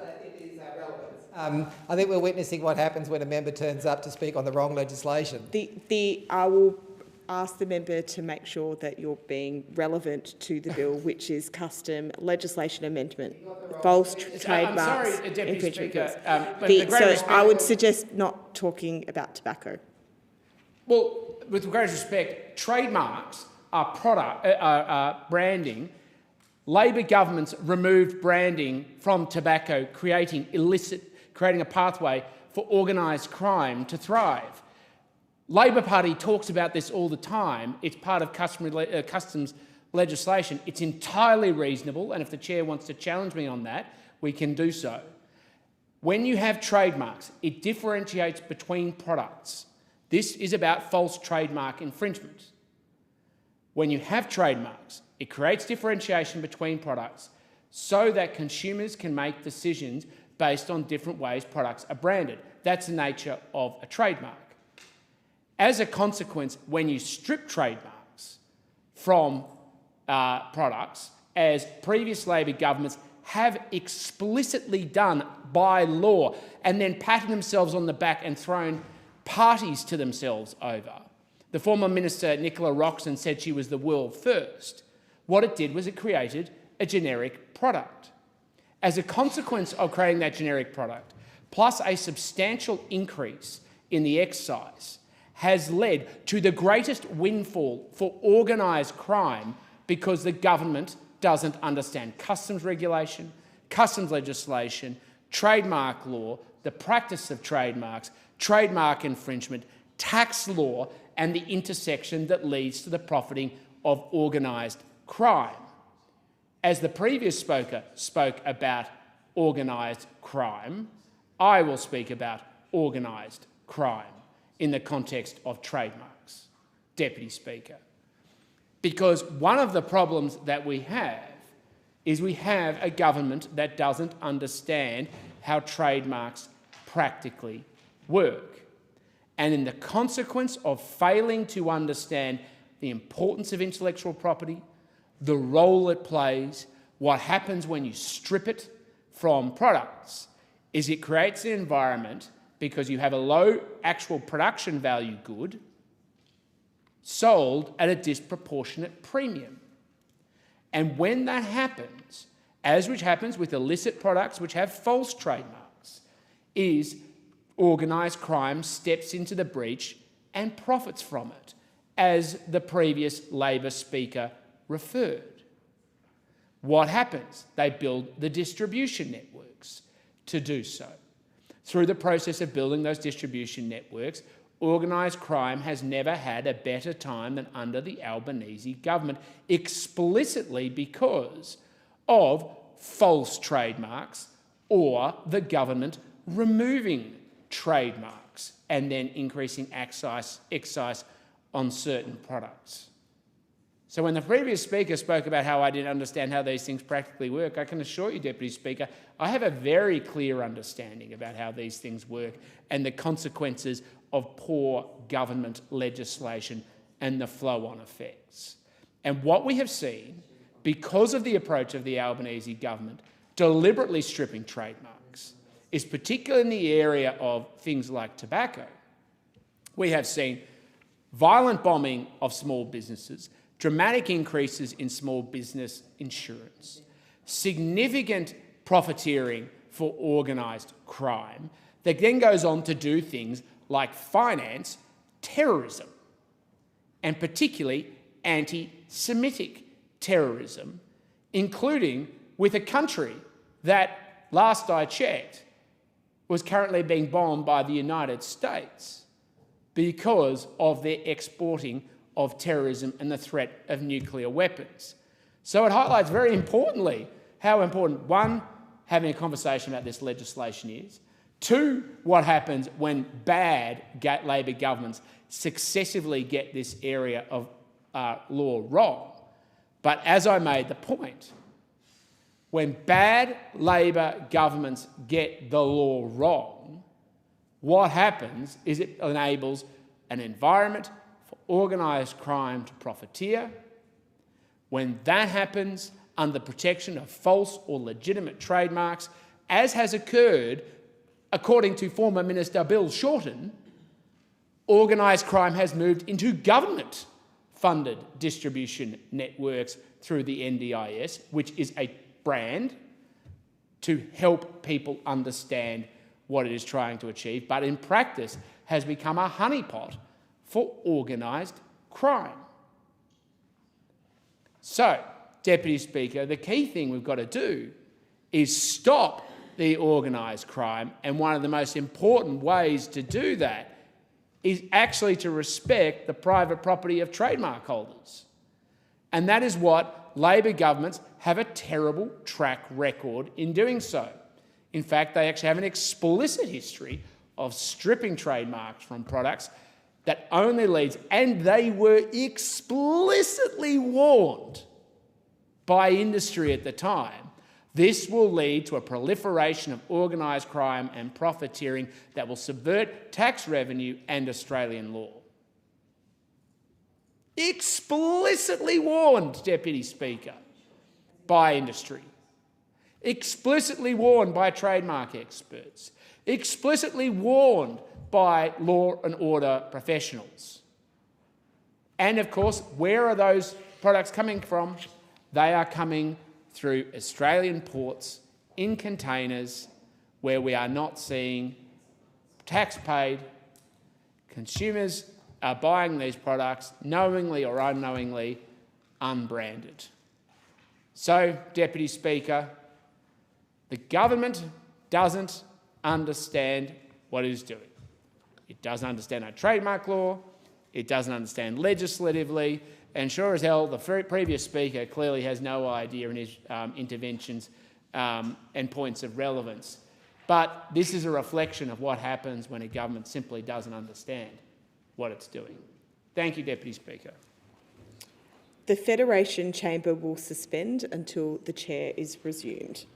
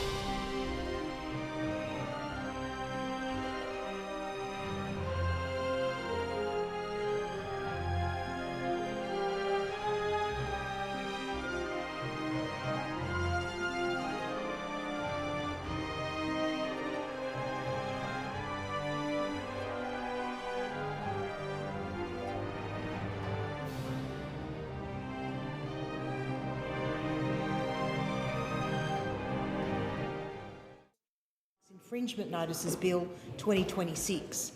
At its core, this bill is about protecting Australians from dangerous counterfeit goods and defending the rights of genuine businesses from fraud and intellectual property theft.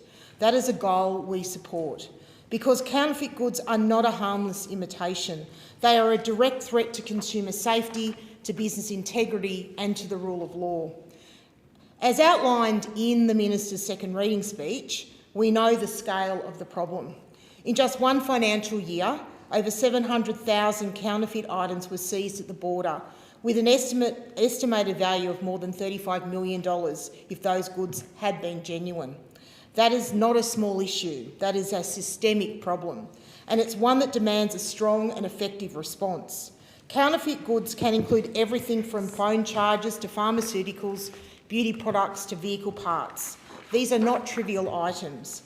These are products that Australians use every day, products that, if counterfeit, can cause real harm. A faulty charger can start a fire. A counterfeit pharmaceutical can fail to treat illness, and a fake vehicle part can put lives at risk. So when people talk about counterfeit items, and they often think of fake handbags, we're certainly talking about items that are far more serious and have significant consequences. And when we talk about intellectual property, we're not just talking about legal rights. We're talking about consumer safety. This bill creates a new strict liability offence for importing goods with false trademarks, that is, counterfeit goods. This brings those offences within the infringement notice scheme under the Customs Act, allowing Australian Border Force to issue penalties without the need for lengthy court proceedings. This is intended to strengthen enforcement, but the use of strict liability offence, where fault is not required to be proved, is a very serious legal tool. This requires further examination and consideration, and I'm pleased that there has been agreement for this bill to be considered by a Senate committee. Deputy Speaker, but while I understand the problem that this legislation is seeking to address, we must also be honest about the broader environment in which Australian businesses are operating, because right now businesses are under immense pressure, and that pressure is undermining their ability to compete, not just against counterfeits, but in the economy more broadly. According to the Australian Securities and Investments Commission, more than 11,000 companies entered external administration in 23-24, with insolvencies now running at over 13,000 annually, the highest level in more than a decade. Entire sectors are struggling. Construction firms are collapsing under rising costs. Hospitality businesses are closing their doors. Retailers are facing declining demand, and there's far too many empty shops on our high streets. At the same time, businesses are facing escalating costs. Energy prices remain high, insurance premiums are rising, and borrowing costs have surged. The Reserve Bank of Australia has made clear that inflation has remained persistent, forcing interest rates to stay higher for longer, and it's businesses that are carrying that burden. Deputy Speaker, this matters in the context of this bill, because when legitimate businesses are weakened, counterfeiters gain ground. When margins are thin, unfair competition hits harder. When confidence is low, investment in innovation declines. And when businesses fail, the very intellectual property we're seeking to protect disappears with them. So while the government says this bill supports a prosperous and reputable retail sector, the reality is that its broader economic policies are doing the opposite. We've seen rising insolvencies, weak business investment, declining confidence and increasing cost pressures. You cannot separate those outcomes from policy choices. This government has failed to get inflation under control early, presided over spending that has added to demand pressures, introduced workplace changes that increase complexity for employers, and delivered energy policies that are driving up costs rather than bringing them down. You cannot claim to protect Australian business from counterfeit goods while making it harder for those businesses to survive. You cannot claim to support intellectual property while presiding over conditions that are forcing businesses to close. And you cannot claim to strengthen the economy while confidence continues to fall. Protecting intellectual property is not just about stopping counterfeit goods at the border. It's about ensuring that Australian businesses are strong enough to innovate, to invest and to grow. In closing, Deputy Speaker, I'm pleased, as I said, that the bill will go to a committee for further consideration and hopefully consultation with the business sector. But the intent of the bill is certainly something that I support, because those who create value, who build brands, who invest in quality, who employ Australians, deserve to have their work protected. They deserve protection from fraud. They deserve protection from intellectual theft, and they certainly deserve a level playing field. But they also deserve an economic environment that allows them to succeed. Right now, too many businesses are not just fighting counterfeiters, they're fighting to stay afloat. Thank you. Okay, I put the question that the bill now be read a second time. Those in favour say aye. Aye. Those against say nay. I think the ayes have it. I call the clerk.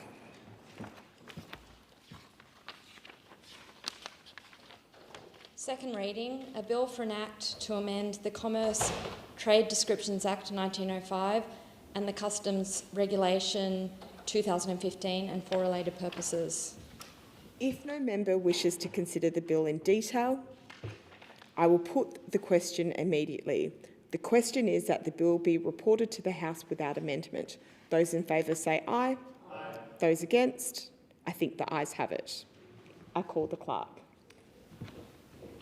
Government business, next order of the day, Treasury Laws Amendment, Delivering an Efficient and Trusted Tax System, Bill 2026, resumption of debate and second reading. The question is that the bill now be read a second time. I call the Assistant Minister for Competition, Charities and Treasury. Thank you, Deputy Speaker. And I'm speaking today in my capacity as Assistant Minister for Charities about Schedule 1 of this bill, a measure which removes the $2 threshold for deductions of gifts or contributions. This threshold has a long and strange history.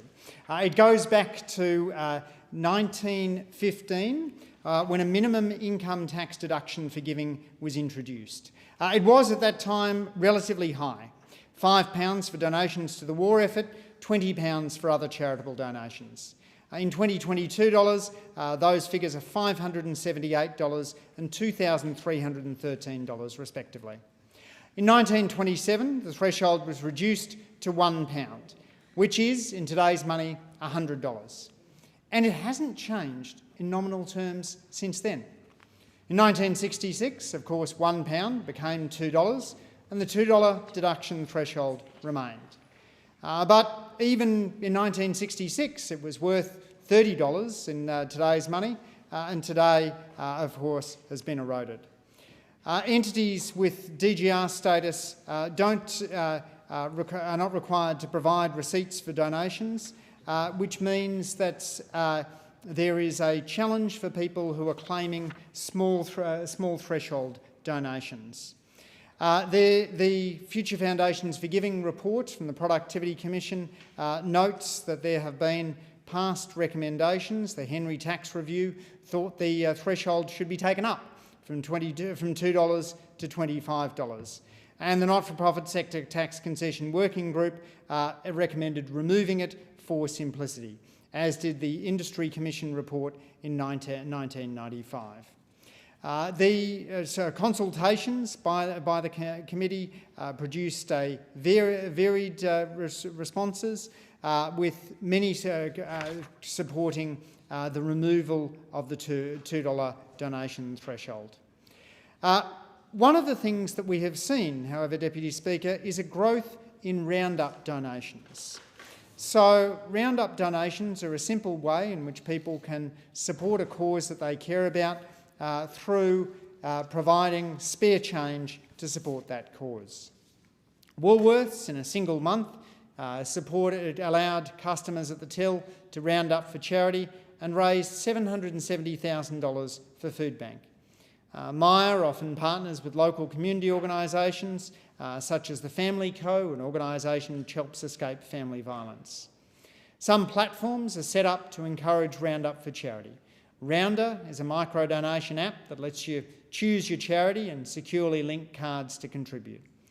The difference allows users to automatically donate change from everyday purchases and includes a Roundup for Change approach.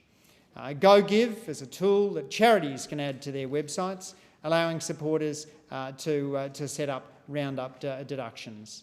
ING's Everyday Roundup allows customers to round up purchases to the nearest $1 or $5 with the amount going to charity. The challenge at the moment, though, is the Roundup for Charity isn't tax deductible, even though over the course of a year people may find themselves giving quite a considerable amount to charity. And that's the advantage of what the government is doing today.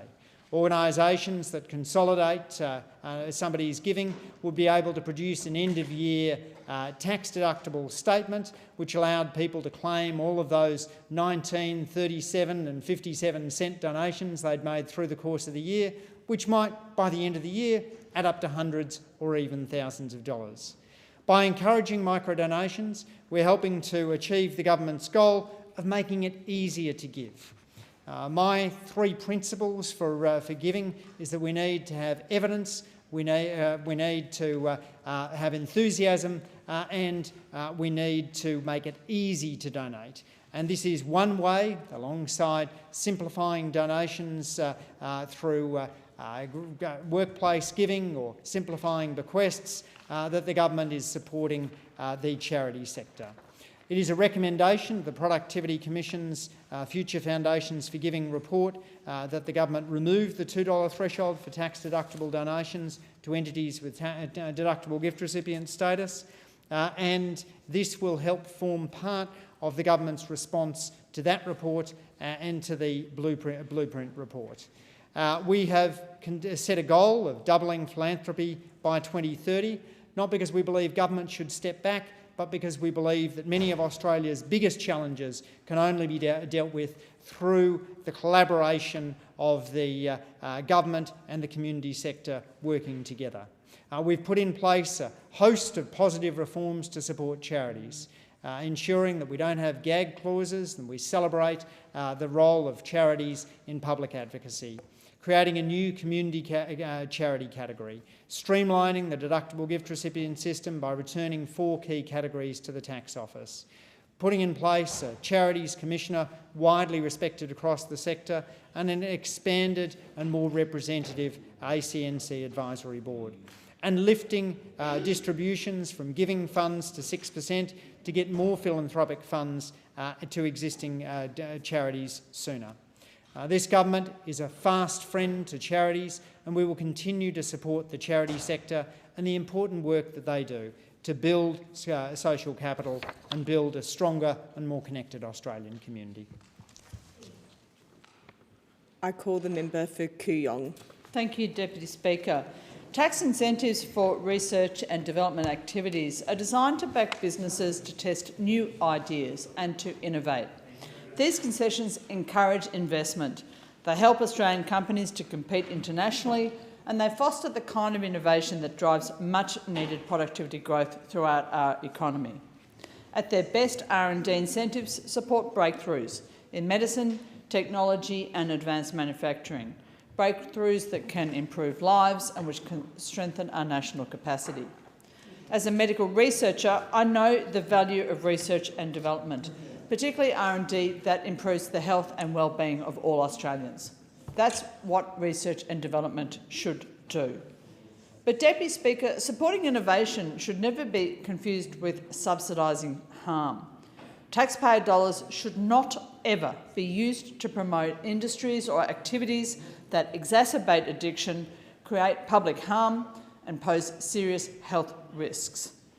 The Australian Taxation Office's Tax Incentive Transparency Report, published in October 2024, revealed the scale of R&D support received by an industry whose products and services cause significant harm, the gambling industry.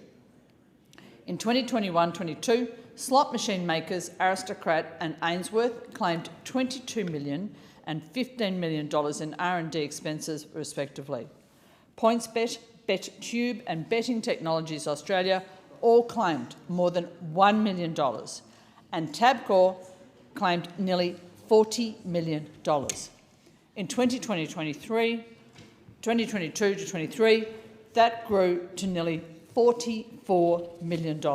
So, under our R&D tax incentives, these predatory gambling companies are being permitted, encouraged even, to deduct at least 38.5 cents for every dollar that they spend on eligible activities. That's a pretty substantial incentive.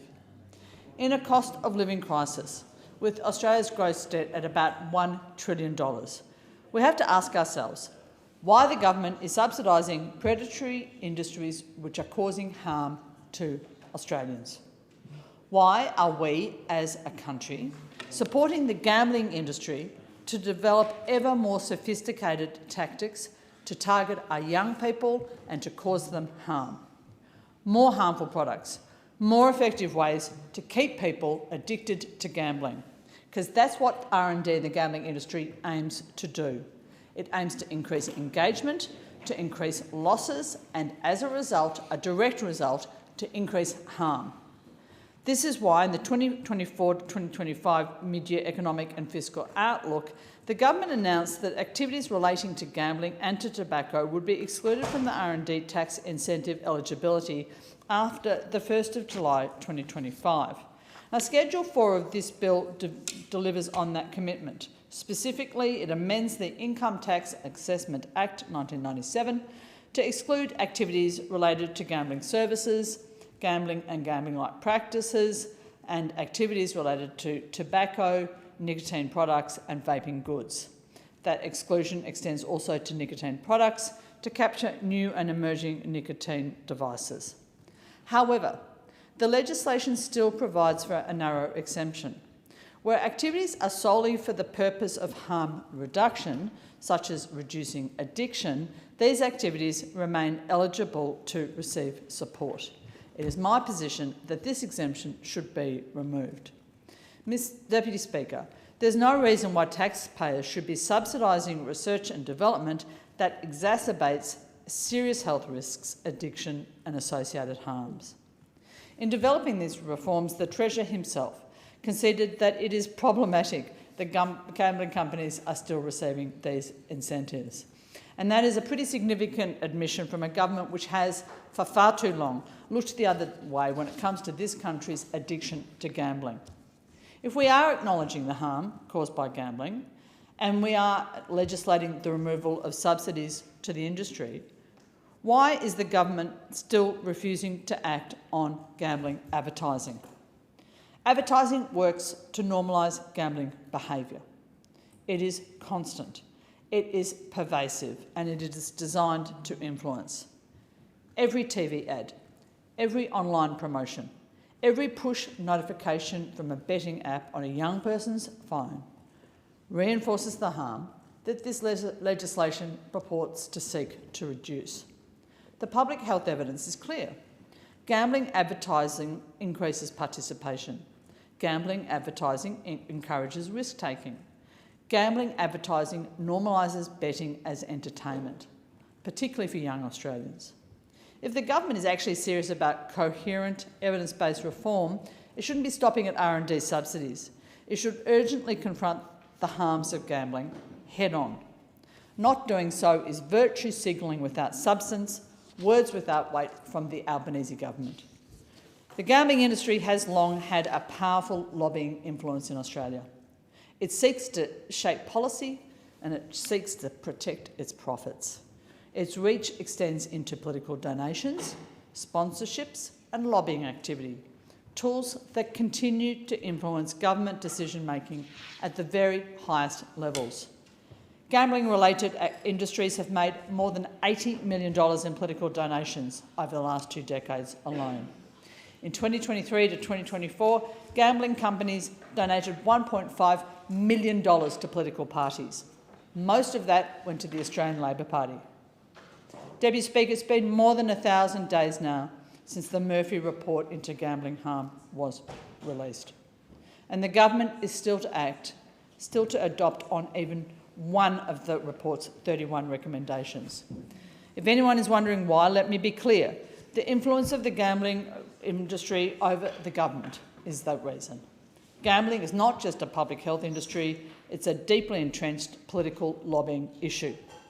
So while I support this legislation, this is what the government should do.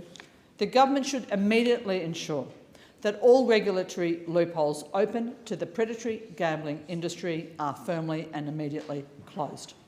The government should act immediately to address the profound health and financial harms caused by the toxic gambling industry by demonstrating through its legislative actions that gambling is a public health crisis that Australians can no longer afford. And the government should immediately implement the 31 reforms recommended by the Murphy Report into Gambling Harm, starting with its cornerstone proposal for a comprehensive phased ban on all online gambling advertising. I call the member for Maribyrnong. Thank you, Deputy Speaker. This legislation is about productivity. Not productivity as a slogan, but productivity as Australians experience it every day. And how easy it is to comply with the tax system, to run a small business, to support a local charity, or to innovate and invest for the future. This bill does not pretend to be a single sweeping reform. Indeed, it does something far more important than that. It tackles the everyday frictions that quietly hold our economy back. That is how productivity is built, step by step across the system. Productivity doesn't turn around because of one announcement or one big reform. It improves when government makes sensible decisions that save people time and effort. When it removes friction from the system, and when it focuses on making things work better in practice, not just in theory. When Labor came to government in 2022, Australia's productivity growth had stalled. Under those opposite and their 10 years of economic vandalism, wages stagnated, investment slowed. The member deserves to be heard in silence. And complexity crept into too many of the systems Australians rely on. This government, this Labor government, was elected with a mandate to turn that around.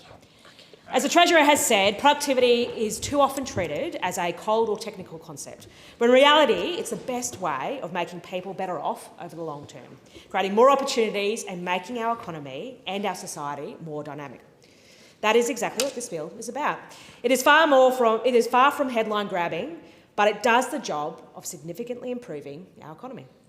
Deputy Speaker, Schedule 1 seeks to remove the $2 minimum threshold for tax-deductible donations.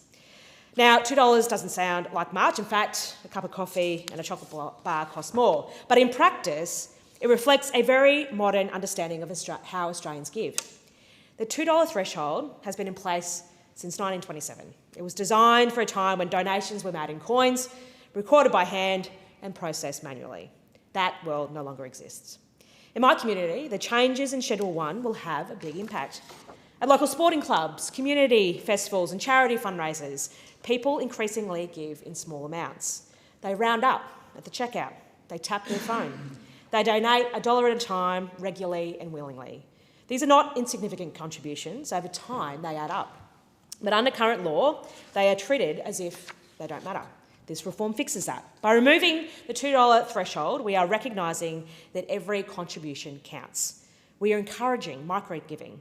We are supporting innovation in fundraising, including digital platforms and round-up donation systems. And we are making it easier for Australians to support the causes they care about. And, Deputy Speaker, this helps with productivity because the not-for-profit sector is a productive part of our economy. It delivers social outcomes efficiently. It mobilises private capital for public good. And it strengthens the social fabric that underpins economic participation. This reform is also a part of the government's broader goal of doubling philanthropic giving by 2030. It builds on the work already done to streamline the deductible gift recipient system, to create new community charity categories and to strengthen the regulatory framework that supports trust and transparency in the sector. This is sensible reform. It is modern and it reflects how Australians actually live and give today. Because much of the work done by charities and community organisations depends on small donations made regularly by ordinary Australians. Make it easier for people to give supports the organisations that do so much of the heavy lifting in our communities. Now, Deputy Speaker, Schedule 2 focuses more on tax administration, specifically for closely held trusts, Again, this is practical reform. Under the current system, trustees must report beneficiary tax file numbers on a separate form, in addition to the trust tax return. That duplication is creating unnecessary compliance costs, and not to mention it increases the risk of error, simply adding complexity for trustees, beneficiaries and their agents. Schedule 2 aims to fix this. It allows beneficiary TFNs to be reported at the same time as the trust tax return is lodged, where the beneficiary has already provided that information. That's one form instead of two. That's one process that isn't weighed down by duplication. That's exactly the kind of change that Aussie businesses are asking for. They aren't asking for less integrity, just less red tape. Throughout Australia, there are thousands of small business owners and family enterprises who use these trust structures. They're not multinational corporations with teams of accountants. They are locals trying to get on with the job. They are not looking for loopholes, they're just looking for clarity. They want to spend less time navigating the forms and spend more time growing their business and employing more people, all the while contributing to our economy. This Labor government is backing them in with this reform, because we know that by helping businesses, we are strengthening the tax system at the same time. Deputy Speaker, Schedule 3 is a little bit more broad in nature. It deals with minor and technical amendments across Treasury legislation. No matter how small they are still essential. Good economic management requires legislation that is clear, coherent and fit for purpose in a modern economy. Over time, drafting errors emerge. Unintended consequences arise. Language becomes outdated. And if we were to leave these unaddressed, these issues would then go on to undermine confidence in the system. That is why successive governments have supported regular technical amendment processes. They are about care and maintenance. They ensure the law works as it was intended, and they reduce uncertainty for those who rely on it. This schedule continues that work, the work of so many governments before us and no doubt in the future. It's quiet, responsible work and in the public interest. Schedule 4 addresses eligibility for the Research and Development Tax Incentive. The R&D tax incentive is an important program. It supports innovation, it encourages investment, and it helps Australian businesses develop new products and technologies. But like any public program, it must be well targeted. This schedule seeks to exclude tobacco and gambling-related activities from eligibility for the incentive. These industries are associated with significant health and social harms.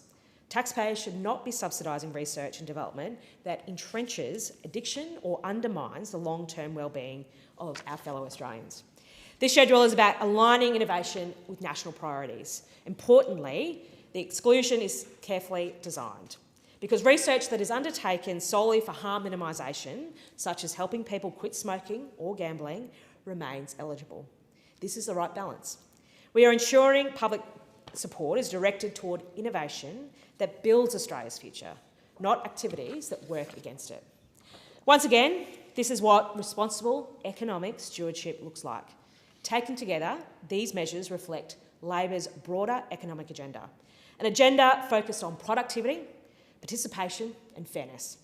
An agenda that recognises that strong public finances and a strong social fabric go hand in hand. As the Assistant Treasurer has noted, productivity growth does not come from slogans. It comes from systems that work, from regulation that is proportionate, and from policy settings that reward effort and innovation.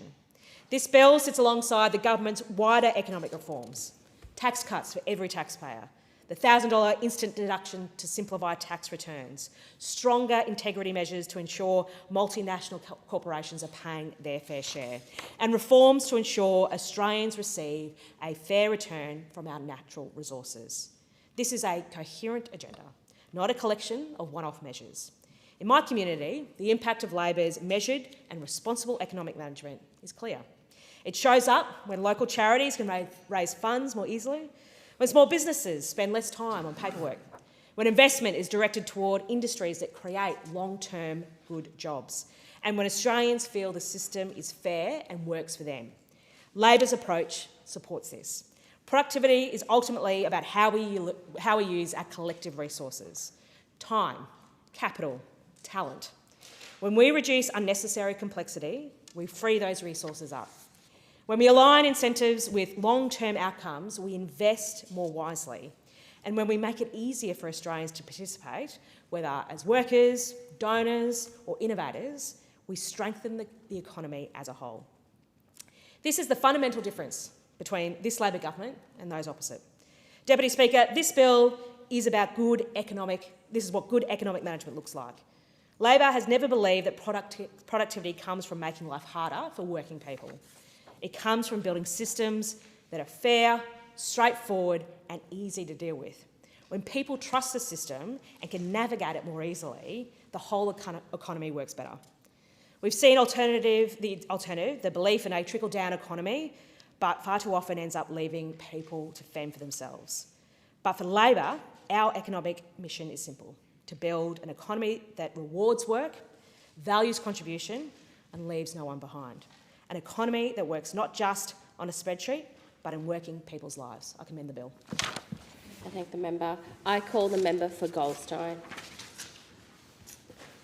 Well, thank you, Deputy Speaker. It's wonderful to be speaking on this legislation which we are not opposing, but I say so in the context that it's always amusing hearing Labor members of Parliament get up and speak and talk about the fierce independence of the relevance that legislation has to their electorate while they repeat the same talking points that every other Labor member of Parliament repeats in the context.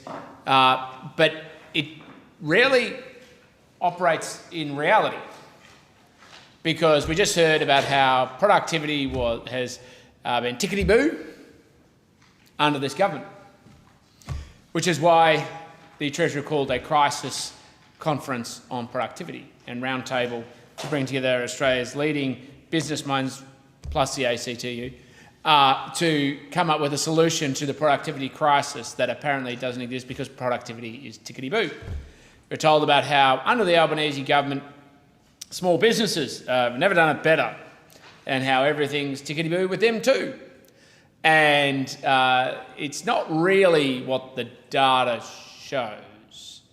In fact, a paper by E61 Institute a couple of weeks ago showed a long-term decline, I admit, a long-term decline in the number of self-employed and small business people, including people who small business and employ others. And we've seen this cascading decline over time, but it's been particularly bad under the Albanese government, sufficient that you literally now have record small business insolvencies. That doesn't say to me that things are tickety-boo under the Albanese government for small business. In fact, yesterday was one of the most challenging days for small business in this country's history. Yesterday, in addition, Deputy Speaker, to the challenges of the Iran conflict and the impact that's having on supply chain and prices, of course, not just in the context of fuels, but also, of course, accessing other goods and services in the economy where prices continue to rise, which is putting huge pressure on small businesses. Large businesses have the logistics and capacity to be able to adjust around. Doesn't mean they don't carry those costs too, but huge challenges for small business. You had the Reserve Bank turn around and say, well, business can basically now absorb all the costs they've been passing on to consumers. Now, we're all happy that we've seen a ban on surcharging, but let's just remind ourselves that someone picks up the bill and supermarkets get a disproportionate favour in comparison to small businesses under this plan. Supermarkets, as an example, or large retailers, but supermarkets particularly do things on scale. And so they have preferential terms with banking, they get very favourable terms, and in comparison to small businesses who have to absorb all the costs. So against a global backdrop and against a domestic backdrop of a global backdrop of challenges, domestic backdrop of small business insolvencies, we now have a situation where businesses are now being told they need to absorb more costs. And then, of course, on top of that, we had the Fair Work Commission say yesterday that they're going to, over the next 4 years, increase the wages of 18 to 20-year-olds by 42%. Now, I'm under no doubt that everyone who's a beneficiary of that is happy about that. That's not in contest. But there's someone who has to pick up the bill associated with that. And, of course, that is, small businesses. And so I imagine a lot of them are looking at yesterday between global context and rising prices, domestic context and record insolvencies, the challenges of the lowest consumer confidence on record, plus increased costs for surcharging and, of course, for skills and labour. A lot of small businesses are looking and going, this is pretty tough.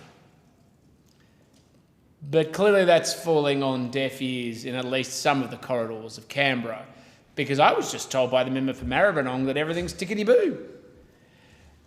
I actually think we have a responsibility in this Parliament, Deputy Speaker, to speak plainly and honestly about the state and challenges, particularly in times of crisis. And we're in a time of crisis.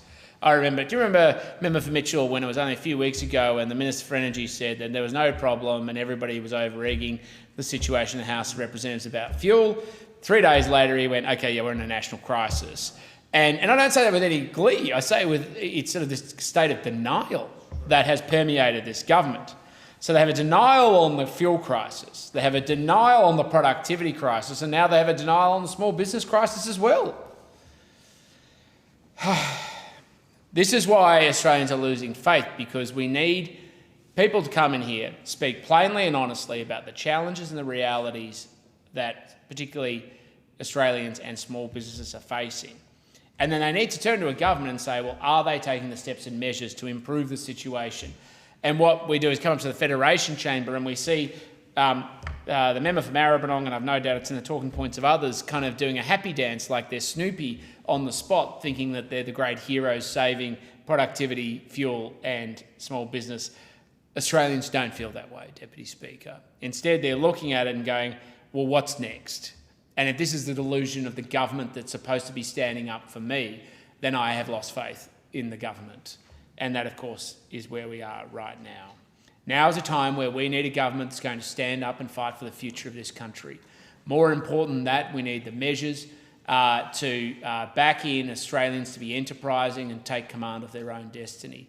We need Australians to be respected, to take control of their own lives, and for hard work to pay off. We need a policy framework which focuses clearly on how we empower Australians to be able to back themselves, not simply to live with the consequences slavishly to factors outside of our control, or a government that's in a state of delusion and doesn't understand the challenges that confront us.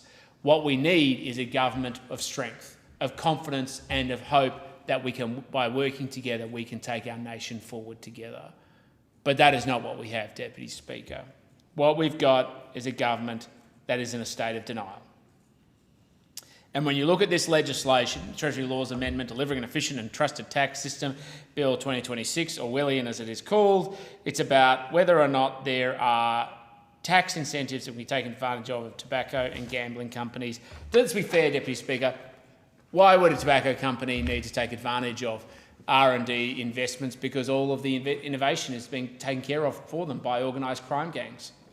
They're the ones investing in the supply chains to profiteer out of the consequences of both the stripping of trademarks from tobacco products as well as excise.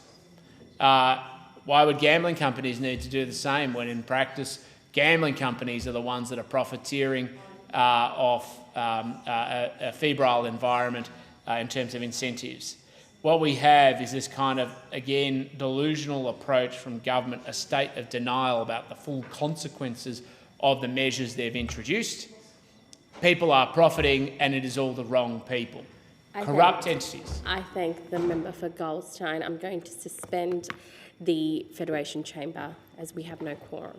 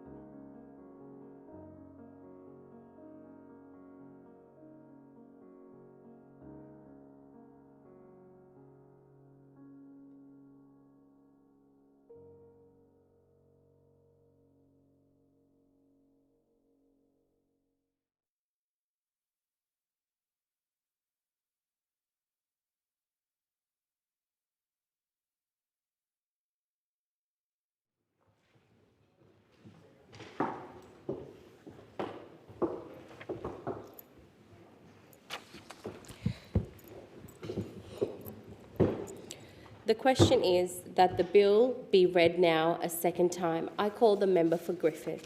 Thank you, Deputy Speaker. One of the strengths of our national life is the quiet, steady work done every day by charities and not-for-profits in communities right across Australia.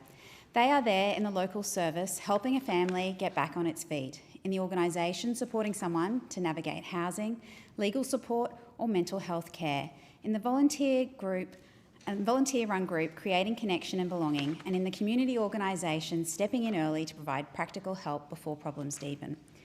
These organisations are woven into the life of our communities in ways that can be easy to overlook if we focus only on formal institutions or headline economic indicators. Yet they make an enormous contribution to the strength, resilience and generosity of Australian society.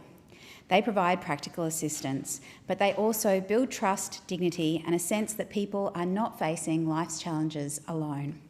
Seen in that light, this bill takes on real significance. It contains a number of measures, but for me the most significant are the reforms that support charities, not-for-profits and philanthropy. If we want a more generous, connected and resilient Australia, we need a framework that makes it easier for people to give, easier for good organisations to attract support and easier for the sector to keep going on the work that it does so well. This is an area I speak about with a deep personal connection. Before coming into this place, I spent around 20 years working across the not-for-profit sector, alongside another 7 years grounded in the public service, and that experience has shaped how I understand the role charities and community organisations play in Australian life. My work in this space has taken different forms, but has always been driven by a commitment to fairness, opportunity, and really importantly, community. I was most recently the CEO of the Australian Kookaburra Kids Foundation, supporting young people impacted by family mental illness. I've also led Reconciliation South Australia, and I worked for more than 13 years with the Australian Indigenous Education Foundation. And just prior to coming into this place, I also served on the Board of Directors for the Fundraising Institute of Australia. The FIA, as the national peak body for professional fundraising, sets the standards that ensure integrity, transparency and accountability across the sector. Their training, accreditation and advocacy support thousands of fundraisers to do their work ethically and effectively, building confidence among donors and strengthening the impact of every dollar raised. I want to acknowledge their important work in this sector. Working across these organisations gave me a close understanding of what purpose-driven leadership looks like in practice, balancing mission and management every day, stretching every dollar while keeping sight of the people behind the numbers and building trust with communities, team members, volunteers and supporters. Charities and not-for-profits are part of how Australia works at its best. They support people in moments of vulnerability, create opportunity, advocate for fairness and strengthen social cohesion, all with remarkable creativity and commitment. Deputy Speaker, I also want to express my sincere thanks to the workers, volunteers, leaders and board members across our charity and not-for-profit sector. I say to you all, the work you do is valuable, demanding and deeply community-minded. You support people through crisis, build stronger foundations long before crisis arrives and create connection, trust and possibility. Thank you. Deputy Speaker, when we talk about productivity and the strength of the economy, we should remember that a healthy society depends on more than markets and institutions alone. It depends on participation, social trust and people being able to contribute, connect and find support when they need it. Charities and not-for-profits mobilise volunteers, attract private giving, deliver trusted local services, innovate in response to need, identify gaps early and connect government with communities and lived experience, often while working under intense pressure with very limited resources. They really do a lot of the heavy lifting. So when systems make it easier for Australians to give, easier for charities to raise support and easier for not-for-profits to navigate the rules around them, that strengthens not only the sector itself but the broader social economy. It helps direct time, effort and resources to where they can do the most good. In Griffith, I had the great pleasure of hosting a charity and not-for-profit roundtable last month alongside the Assistant Minister for Productivity, Competition, Charities and Treasury, the member for Fenner. The roundtable brought together representatives from dozens of organisations and around 80 participants in total, all working within Griffith. And I want to sincerely thank each of those organisations for taking the time to be part of the conversation and for the work they do in our community every day. These organisations covered a wide range of sectors, including health, arts and culture, multicultural affairs, environment, legal and community services. It was a great opportunity, Deputy Speaker, where we talked about delivering frontline services, building sustainable funding models and working through administration, compliance and workforce pressures while continuing to meet the rising need in our community. I want to thank the Assistant Minister for joining me and the Griffith community for this event and for the consultative way that he has engaged in this area. His work has helped ensure that policy conversations about charities, philanthropy and civil society are informed by evidence, experience and genuine respect for this sector. Schedule 1 of this bill is a clear example of practical support for the charity and not-for-profit sector. It removes the requirement that a gift to be a deductible gift recipient must be valued at $2 or more before a taxpayer can claim a deduction. That threshold has been set in place since 1927, reflecting a very different era when issuing receipts and keeping records was a manual process and the mechanics of giving looked nothing like they do today. That world has changed, and these changes enable our laws to catch up with that reality. They treat donations equally regardless of size, support innovation in fundraising, and remove a threshold that no longer reflects how Australians contribute. It also forms part of the government's response to the Productivity Commission's Future Foundations for Giving review, which examined the opportunities and barriers in Australia's philanthropy system. One of the ambitions flowing from that work is to double giving by 2030, a goal that I have been a very passionate supporter of for a very long time. Reaching that goal will not come from one dramatic change alone. It will come from a series of practical reforms that make giving easier, more accessible and more suited to the way Australians live now. Removing the $2 threshold is one of those measures. It is sensible, contemporary and overdue. There is something important in recognising the small acts of generosity. Philanthropy is sometimes spoken about in terms of large donations and major foundations, both of which I have been incredibly grateful to be on the receiving end of in charities. They can be absolutely transformational gifts. Those contributions absolutely matter and they should be encouraged. But a strong culture of giving also depends on everyday participation and on a system that recognises how people actually give now in the small moments woven through ordinary life. Today, charitable giving often takes place while we are in the middle of something else. It happens when the cashier at the checkout asks whether we would like to round up our groceries by 80 cents for a local charity. It happens when a parent is booking tickets online for a community event and sees the option to add a small donation before checking out. It happens when someone buying a coffee, paying for school raffle tickets, registering a local fundraiser or finalising an online order and they choose to add $1 or $2 to support a cause that they really care about. These are not grand gestures. They're quick, quiet choices made in the rhythm of everyday life. But across a community, across thousands of transactions and thousands of Australians, these choices add up to real support for organisations doing important work.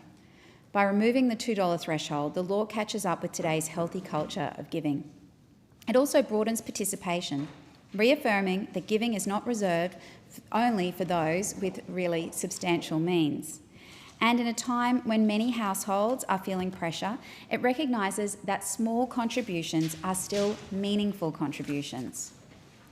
Since coming into government, there has been a clear commitment to supporting charities and not-for-profits through practical reform. That includes streamlining the deductible gift recipient system by returning 4 key categories to the Australian Taxation Office.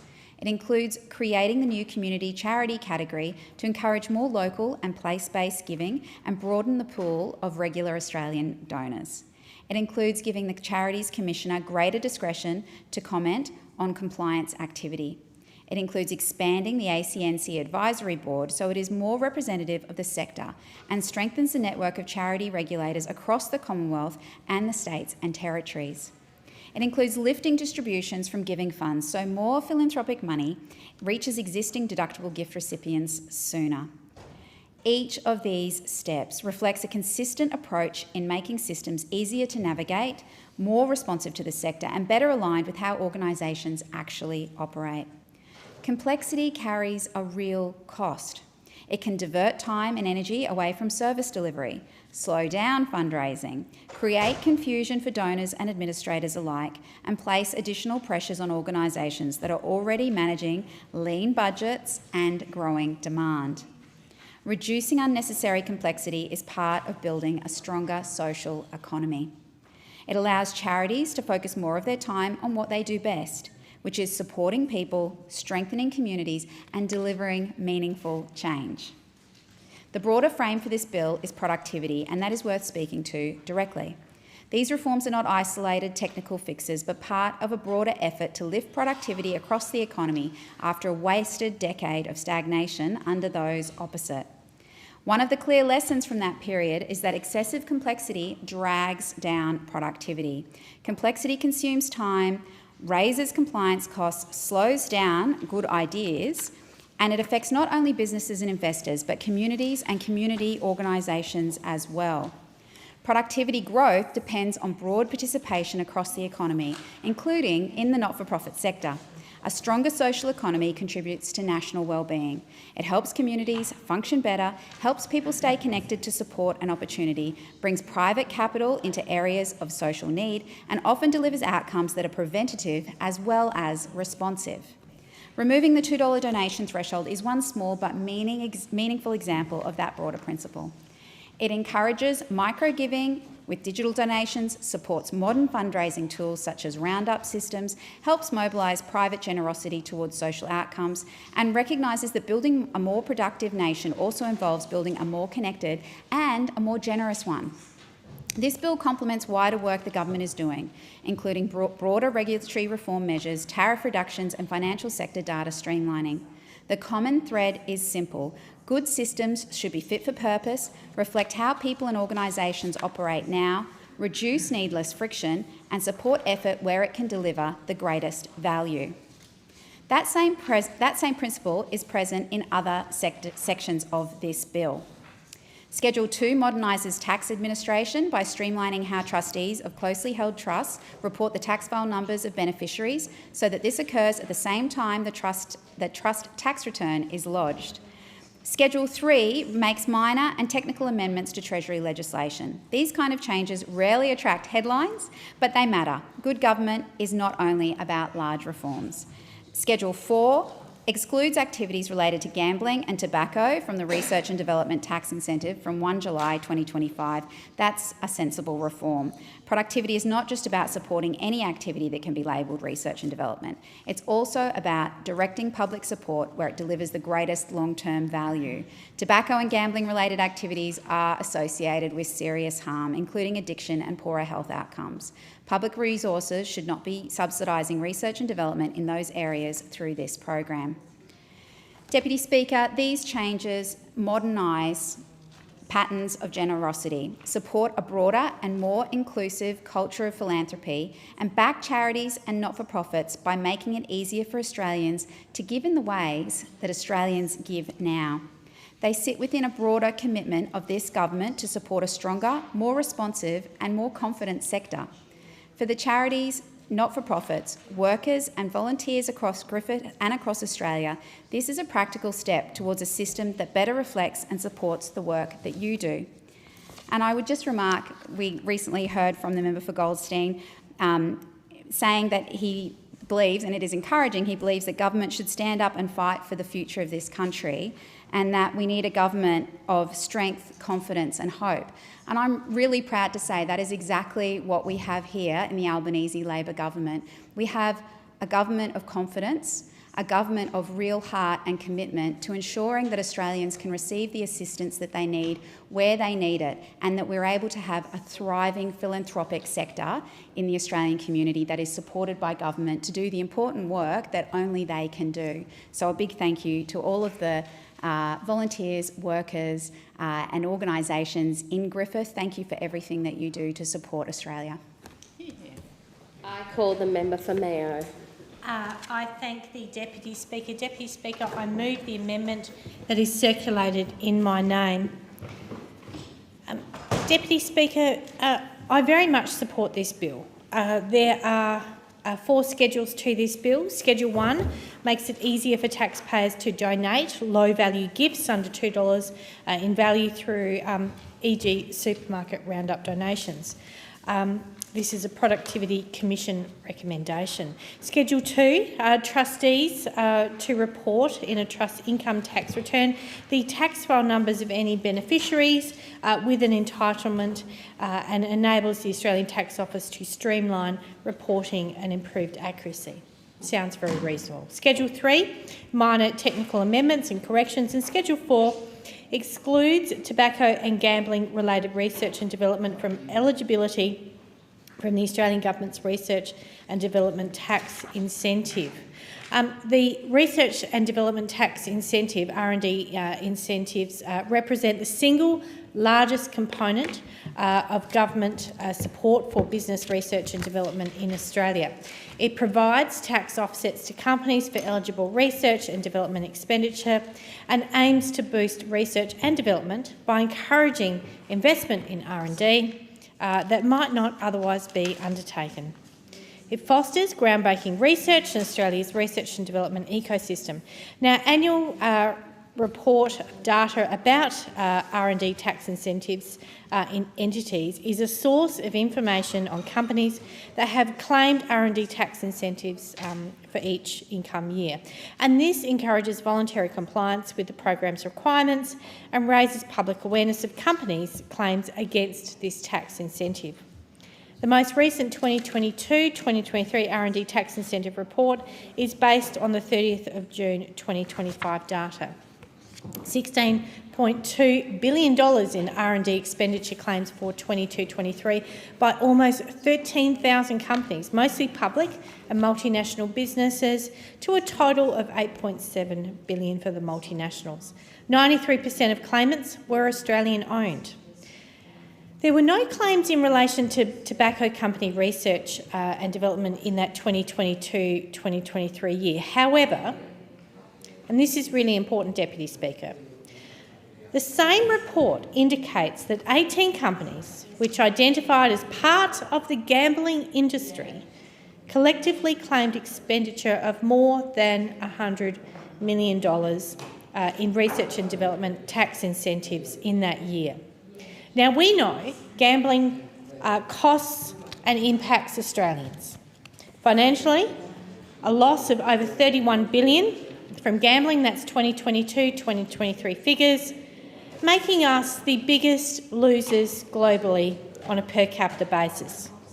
Managing the harms caused by gambling costs Australians billions of dollars each year. And of course, those billions of dollars doesn't equate to lives lost. In Victoria alone, gambling reportedly cost $14.1 billion in 2023 through financial impacts, emotional and psychological harm including depression and suicide, lost productivity, crime, relationship and family impacts including domestic violence and other costs. Now, I don't believe that Australian taxpayers should also be subsidising through tax incentives for gambling companies. In 2022-2023, the following companies are reported to have claimed the following expenditure for research and development activities under the Research and Development Tax Incentive. Tabcorp Holdings, $43 million. Aristocrat Leisure, almost $19 million. The Lottery Corporation Limited, over $10 million. Unibet Australia, over $9 million. Ainsworth Games Technology, almost $8 million. And there are many, many more, Deputy Speaker. Player, Elite Holdings Proprietary Limited, Betting Technologies Australia Proprietary Limited, Advanced Gaming Proprietary Limited, Gamers Proprietary Limited, BetTube Corporation Limited, BetCloud Proprietary Limited, PointsBet Holding Limited, I mentioned Ainsworth, Unibet Australia. The list goes on. Schedule 4 of this bill will newly exclude research and development activities by gambling and tobacco companies from eligibility unless those activities are solely for the purpose of harm minimisation. Well, I still think that's a free ride and a tax incentive for gambling and tobacco. Now, I do commend the Minister for his work on this bill. And research should not be used to exacerbate serious health risks, addiction and associated problems. And this bill, as I said, I support this bill, it's a good start, but I don't believe that it is appropriate for the Australian taxpayer in any way to subsidise any research and development by gambling or tobacco entities. They already cost our community so much. They already make such obscene profits. Theoretically, a tobacco and gambling company could, under this legislation, undertake research related to harm minimisation, but there would be no obligation for the company to then apply the findings of that research to actually benefit the community. Rather, such research findings may help the company or sector to avoid detriment to their business models through how they choose to implement any purported harm minimisation research outcomes. You really couldn't make this stuff up. My secondary reading amendment therefore calls on the government to exclude all research and development activities conducted by gambling and tax companies from eligibility for the research and development tax incentive. It's very, very simple. It's a carve-out. It recognises that gambling harm and harm from tobacco is effectively the same harm to Australian people. Indeed. Their profits result from harm caused to our community, and as a result, their research and development activities should be entirely self-funded. And I also call on the government to exclude entities such as research organisations which obtain part or all of their funding from tobacco and gambling companies from eligibility. Researchers in gambling harm research should not accept money from the gambling industry so that there is no actual bias influences in their research, nor is there any perceived bias lessening the value of their research. I've been made aware by gambling harm lived experience experts, known as GLEE, of a $20 million budget submission from Our Futures Institute seeking funding to deliver a gambling prevention education program aimed at 15 to 20-year-olds. GLEE have expressed concerns regarding the proposed program, and it's also been covered in some detail by The Guardian Australia. The Our Futures Institute budget submission states that its gambling education program would be led by experienced leaders, including the University of Sydney of Excellence in Gambling Research leader, Professor Sally Gainsbury.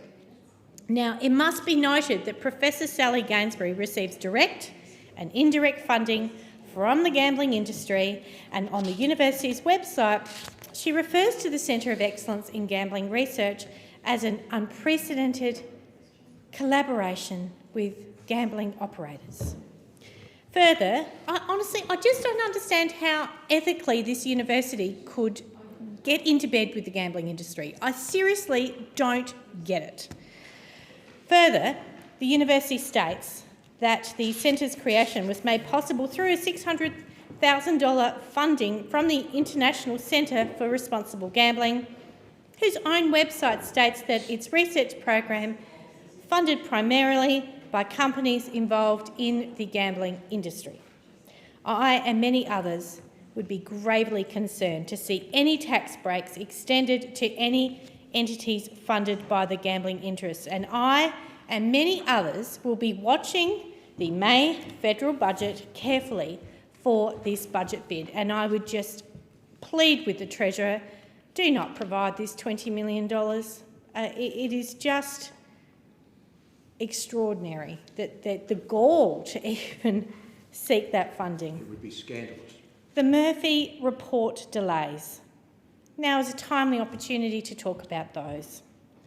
It's been more than 1,000 days since the Murphy report on the inquiry into online gambling and its impacts on those experiencing gambling harm, you win some, you lose more, was handed down. 1,000 days.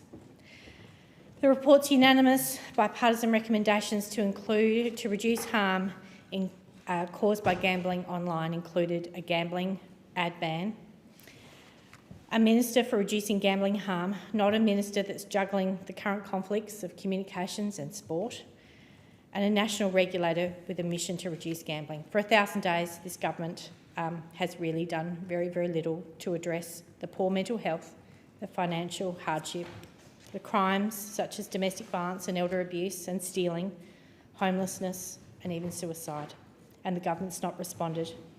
There was a ban on credit cards for online gambling, which was a recommendation of a separate 2021 inquiry, but they have not acted on this. And so my second reading amendment actually looks to do some good. It actually looks to stem some of the taxpayer funding, because it's us as taxpayers that would be funding gambling industries to then have those tax breaks. There's money that doesn't come in to the general pool because it's going back into the pockets of the gambling industry. And so I move my second reading amendment, and I commend my amendment to the House, and it is my great hope that in the other place the government seeks to amend this bill to make what is a good bill an even better bill. The government needs to show courage and stop predatory gambling companies from causing Australian gambling harm and pay the price to try and prevent, manage and cure those harms. And so I support this bill and my amendment to this House. Is the amendment seconded? Deputy Speaker, I second the amendment moved by the eminent member for Mayo and reserve my right to speak. The original question was that this bill be now read a second time. To this, the honourable member for Mayo has moved as an amendment, and that all words after that be omitted with a view to substituting other words. The question is now that the amendment be agreed to. I call the member for Ford. Thank you, Deputy Speaker. And this legislation, I think, it gives me an opportunity to really talk about the importance of charities in my community, in a working class community like Ford, like the communities that we on this side of the House represent, particularly. And there's two individuals, I think, or two groups of individuals I really want to give a shout out to. The first is Charlie and Janine Bennett, who met each other at the age of 19, 40 years ago, so I think that probably gives away their age. And 4 years before they had met, Jenny had been diagnosed with MS, and must have been a devastating diagnosis for a little girl to get. But, you know, that did not get in the way for them, as it does not get in the way for many MS sufferers that just get on with it, and they build a life together and contributed massively to their community. But in 2013, Charlie had to leave work to become a full-time carer for Jenny. I've got to say, Charlie's that sort of guy. I actually can't remember when I met him. He's just always been there, and he's always been an absolute inspiration to me. And in those years that he's been looking after and caring for Jenny, it hasn't stopped him from participating fully in the community. And in fact, he rides in the MS Brizzy to Bay fundraising ride every year, and has now fundraised a cumulative total of about $100,000. This is one absolute legend from Logan. He's doing it again this year, and he's raised $16,384,000 out of an $18,000 goal. It is a phenomenal amount of money. It is truly a measure of an effort and a measure of a man and a measure of a couple that just were not going to be beaten by a debilitating disease. Something like 1 in 4 Australians live with a neurological condition. And I think something only like 66% are supported through the NDIS. There is another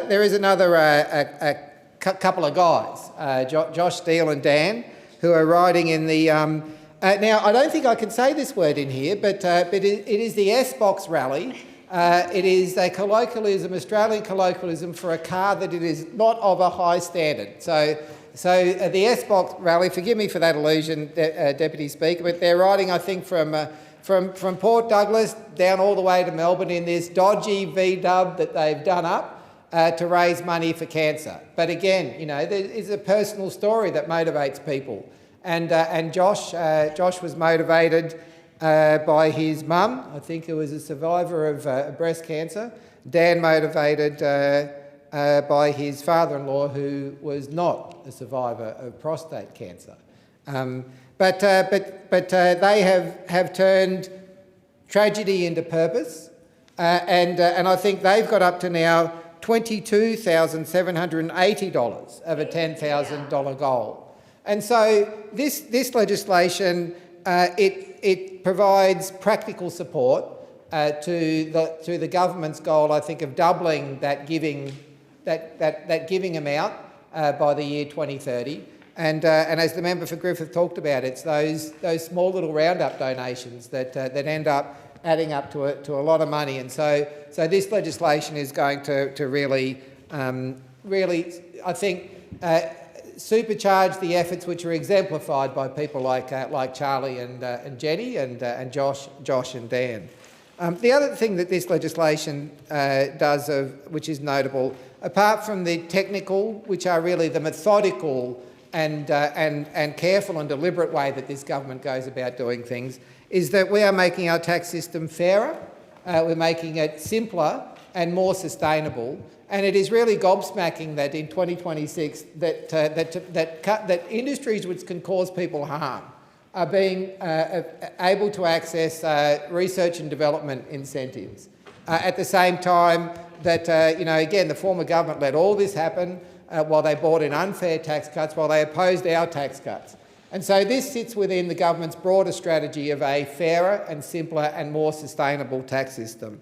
A strategy which has delivered one tax cut in our first term, a strategy which is going to deliver a tax cut this year and another one next year, and on top of a broader strategy such as the LISTO, which is not an acronym which rolls readily off the tongues of our voters, but that lower income superannuation tax offset is going to mean a better retirement for 11,353 people in Ford, 7,688 who are women. About 68% of women of these low-income earners are women. And we can only do that because we are prioritising our tax system so that it is fair, and so that it is simple, and so that it is sustainable. This government really has got on with the job of fixing up many years of neglect and many years of underinvestment, many years of also bad management across also so many realms. And so it is, I think, that the Assistant Treasurer, Minister for Financial Services, should be congratulated for his work, that people within the Labor caucus who have made this happen should be congratulated for their work, for their methodical work that is going to, I think, like I said, that today it recognises the hard work that people like Charlie and Jenny, that Josh and Dan put in our community selflessly to make Australia a better place. The debate is adjourned and the resumption of the debate is made an order of the day for the next sitting. I move that the Federation Chamber do now adjourn. I need a seconder. I second the motion. The question is that the motion be agreed to. All those of that opinion say aye. Aye. Contrary, no. I think the ayes have it. The Federation Chamber stands adjourned until 9:30 a.m. on Wednesday, the 13th of May 2026.